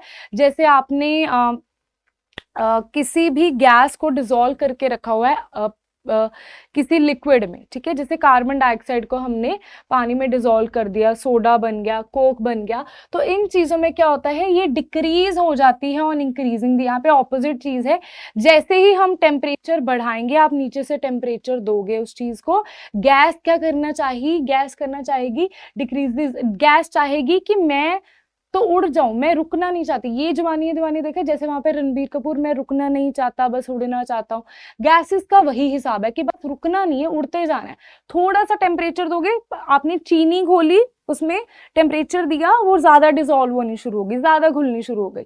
आपने गैस वाली चीज़ को किया, गैस के जो बबल्स है, ठीक है, वो क्या करेंगे, वो और भी ज़्यादा उनको मिलेगा काइनेटिक एनर्जी। वो चाहेंगे भाई एनर्जी मिल चुकी है, टेम्परेचर बढ़ चुका है, अब तो मैं भाग लेता हूँ यहाँ से, मैं तो एटमॉस्फेयर में भी घूम सकता हूँ, मेरी क्या कोई रिस्ट्रिक्शन लगाएगा, तो वो भाग जाते हैं वहां से। इसीलिए जैसे टेम्परेचर बढ़ाते हो तो सॉल्युबिलिटी कम हो जाती है और वो भाग जाते हैं उस सोल्यूशन से। और जैसे ही इंक्रीजेज और डिक्रीजिंग, जैसे आप उस चीज को कूल कर देते हो, वो क्या हो जाता है, मॉलिक्यूल्स पास पास आ जाते हैं, उनकी सॉल्युबिलिटी क्या हो जाती है, कम हो जाती है, राइट। सो ये चीज को हम प्रैक्टिकली बहुत ज्यादा देख पाते हैं। Increases on increasing the pressure, तो गैसेस को तो फर्क पड़ता है प्रेशर से, क्या बोला, गैसेस की कंप्रेसिबिलिटी बहुत हाई होती है, तो इनको फर्क पड़ता है किस चीज से, कि आप इनके प्रेशर को कम कर रहे हो, ज्यादा कर रहे हो, इनको बहुत फर्क पड़ता है इस चीज से। तो increases on increasing the pressure, अगर आप प्रेशर को इंक्रीज कर दोगे, प्रेशर को बढ़ा दोगे, तो इनकी सॉल्युबिलिटी, मतलब आपके पास एक सिरिंज होगा, उसमें क्या करना, गैसेस को देखना, नीचे से उसको स्टक कर देना अपने फिंगर से और ऊपर से प्रेशर लगाना। जब आप ऊपर से प्रेशर लगाओगे, it will be behave like a piston. तो जब आप उसको प्रेशर लगाओगे, आप क्या देखोगे, प्रेशर इंक्रीज होने से तो गैसेस के मॉलिक्यूल्स पास में आ रहे हैं। जब गैसेस के मॉलिक्यूल्स बहुत पास आ जाते हैं तो सॉल्युबिलिटी बढ़ेगी। गैसेस के मॉलिक्यूल्स में दूर दूर थे, पास आ गए, सॉल्युबिलिटी बढ़ गई। गैसेस के मॉलिक्यूल्स हैं, टेम्परेचर क्या कर दोगे, सॉरी प्रेशर क्या कर दोगे, कम कर दोगे, ठीक है, प्रेशर कम कर दोगे मतलब लूज कर दोगे, मॉलिक्यूल्स दूर दूर चले जाएंगे। तो गैसेस के मॉलिक्यूल अलग तरीके से बिहेव करते हैं, सॉलिड के मॉलिक्यूल्स अलग तरीके से बिहेव करते हैं, ओके। टेम्परेचर पे डिपेंडेंस दोनों की अलग अलग होती है। Next is last topic of this chapter, concentration of solution. तो बेटा कॉन्सेंट्रेशन ऑफ सोल्यूशन पे हमने क्या देखना है, the concentration of a solution is amount of solute, कितना सोल्यूट प्रेजेंट है एक सॉल्वेंट में, ठीक है। अगर आप उसको डाइल्यूट कर रहे हो, उसका मतलब आप पानी डालते जा रहे हो, पानी डालते जा रहे हो, ठीक है, तो वो डाइल्यूजन की तरफ चला जाएगा। कॉन्सेंट्रेशन क्या होती है, the amount of solute present in the given amount of solvent, okay. So the concentration of solution is defined as the mass of solute in grams present in 100 grams of solution. तो यहाँ पे क्या बोल रहे हैं कि concentration को हम दो तरीके से define कर सकते हैं। एक मिनट रुको जरा, हाँ ठीक है। तो यहाँ पे कॉन्सेंट्रेशन तो आपको समझ आ गई, क्या होती है कॉन्सेंट्रेशन, एक सोल्यूशन के बीच में कितना सोल्यूट प्रेजेंट है, बहुत ज्यादा सोल्यूट प्रेजेंट है तो कॉन्सेंट्रेशन बहुत हाई होगी, सोल्यूट कम प्रेजेंट है तो क्या होगा, कॉन्सेंट्रेशन उसकी कम होगी। तो इसको दो चीजों में एक्सप्रेस किया जाता है। The concentration of solution is defined as mass of, अगर आपके पास क्या है अगर आपके पास क्या है, this is your solid in solid का अगर आपके पास सोल्यूशन है, तो मास ऑफ सोल्यूट जो है, क्योंकि सॉलिड को मास में देखते हैं, तो mass of solute present in 100 gram of solution, 100 gram of solution में कितना सोल्यूट प्रेजेंट है। अगर आप वॉल्यूम की बात कर रहे हो, that means you are talking about liquid in liquid वाला सोल्यूशन की बात कर रहे हो, तो वहां पे the concentration of solution is defined as volume of solute in millilitres, यहाँ पे मिलीलीटर्स आ जाते हैं, ठीक है, और यहाँ पे क्या आ जाता है, ग्राम्स आ जाते हैं। यहाँ पे हम टेस्ट क्या करते हैं, मास, ऊपर क्या होता है, सॉल्यूट का मास होता है, नीचे क्या होता है, सॉल्वेंट होता है, या होता है सॉल्यूशन, या होता है सॉल्वेंट या होता है सोल्यूशन, ठीक है। तो यहाँ पे सॉल्यूट होगा, यहाँ पे सॉल्वेंट या सोल्यूशन। अगर हम ग्राम्स की बात कर रहे हैं तो यहाँ पे हम मास लेंगे, अगर हम मिलीलीटर्स की बात करें मास हम ग्राम्स में लेंगे, अगर हम वॉल्यूम की बात कर रहे हैं तो वॉल्यूम होगा इन मिलीलीटर्स। बस यही इस सब की कहानी है, इसका बहुत ज्यादा डिटेल नहीं है आपके पास। So separating the components of mixture, अभी डरने की जरूरत नहीं है, ये आपका हो चुका है कट, ठीक है, तो ये कट हो चुका है, तो यहाँ से तो आपको घबराने की कोई जरूरत नहीं है। अगर ये किसी के बोर्ड्स में आ रहा है, किसी की स्कूल में आ रहा है, तो मुझे जरूर बताएं, तो इस चीज को तभी मैं करवाऊं, okay. So this is evaporation, centrifugation, ये बहुत ही इंपॉर्टेंट टॉपिक्स थे जो मोस्टली स्कूल्स में कट हो चुके हैं, right. So guys that's all about which chapter is matter around us pure, chapter number 2। Next आप कौन से टॉपिक्स में चाहते हो 9th क्लास के बच्चों, कमेंट सेक्शन में लिखो कौन कौन से टॉपिक्स आपको डिफिकल्ट लगते हैं, मैं जरूर उन पे आपके लिए वीडियोस लेके आऊंगी। And science and fun app पे बहुत सारे कोर्सेज लॉन्च हो रहे हैं, बहुत सारी फ्री वीडियोस, फ्री पीडीएफ्स, आपको शॉर्ट्स मिल रहे हैं यूट्यूब के, हर चीज़ फ्री हो चुकी है आपके लिए। तो आप उस चीज़ का बिल्कुल फ़ायदा उठाओ और साइंस एंड फन ऐप को डाउनलोड करो। सब कुछ फ्री है तो काहे की टेंशन लेनी, ठीक है? तो मिलते हैं नेक्स्ट वीडियो के, ऐसे ही हँसते रहो, मुस्कुराते रहो और पढ़ते रहो। Thank you so much.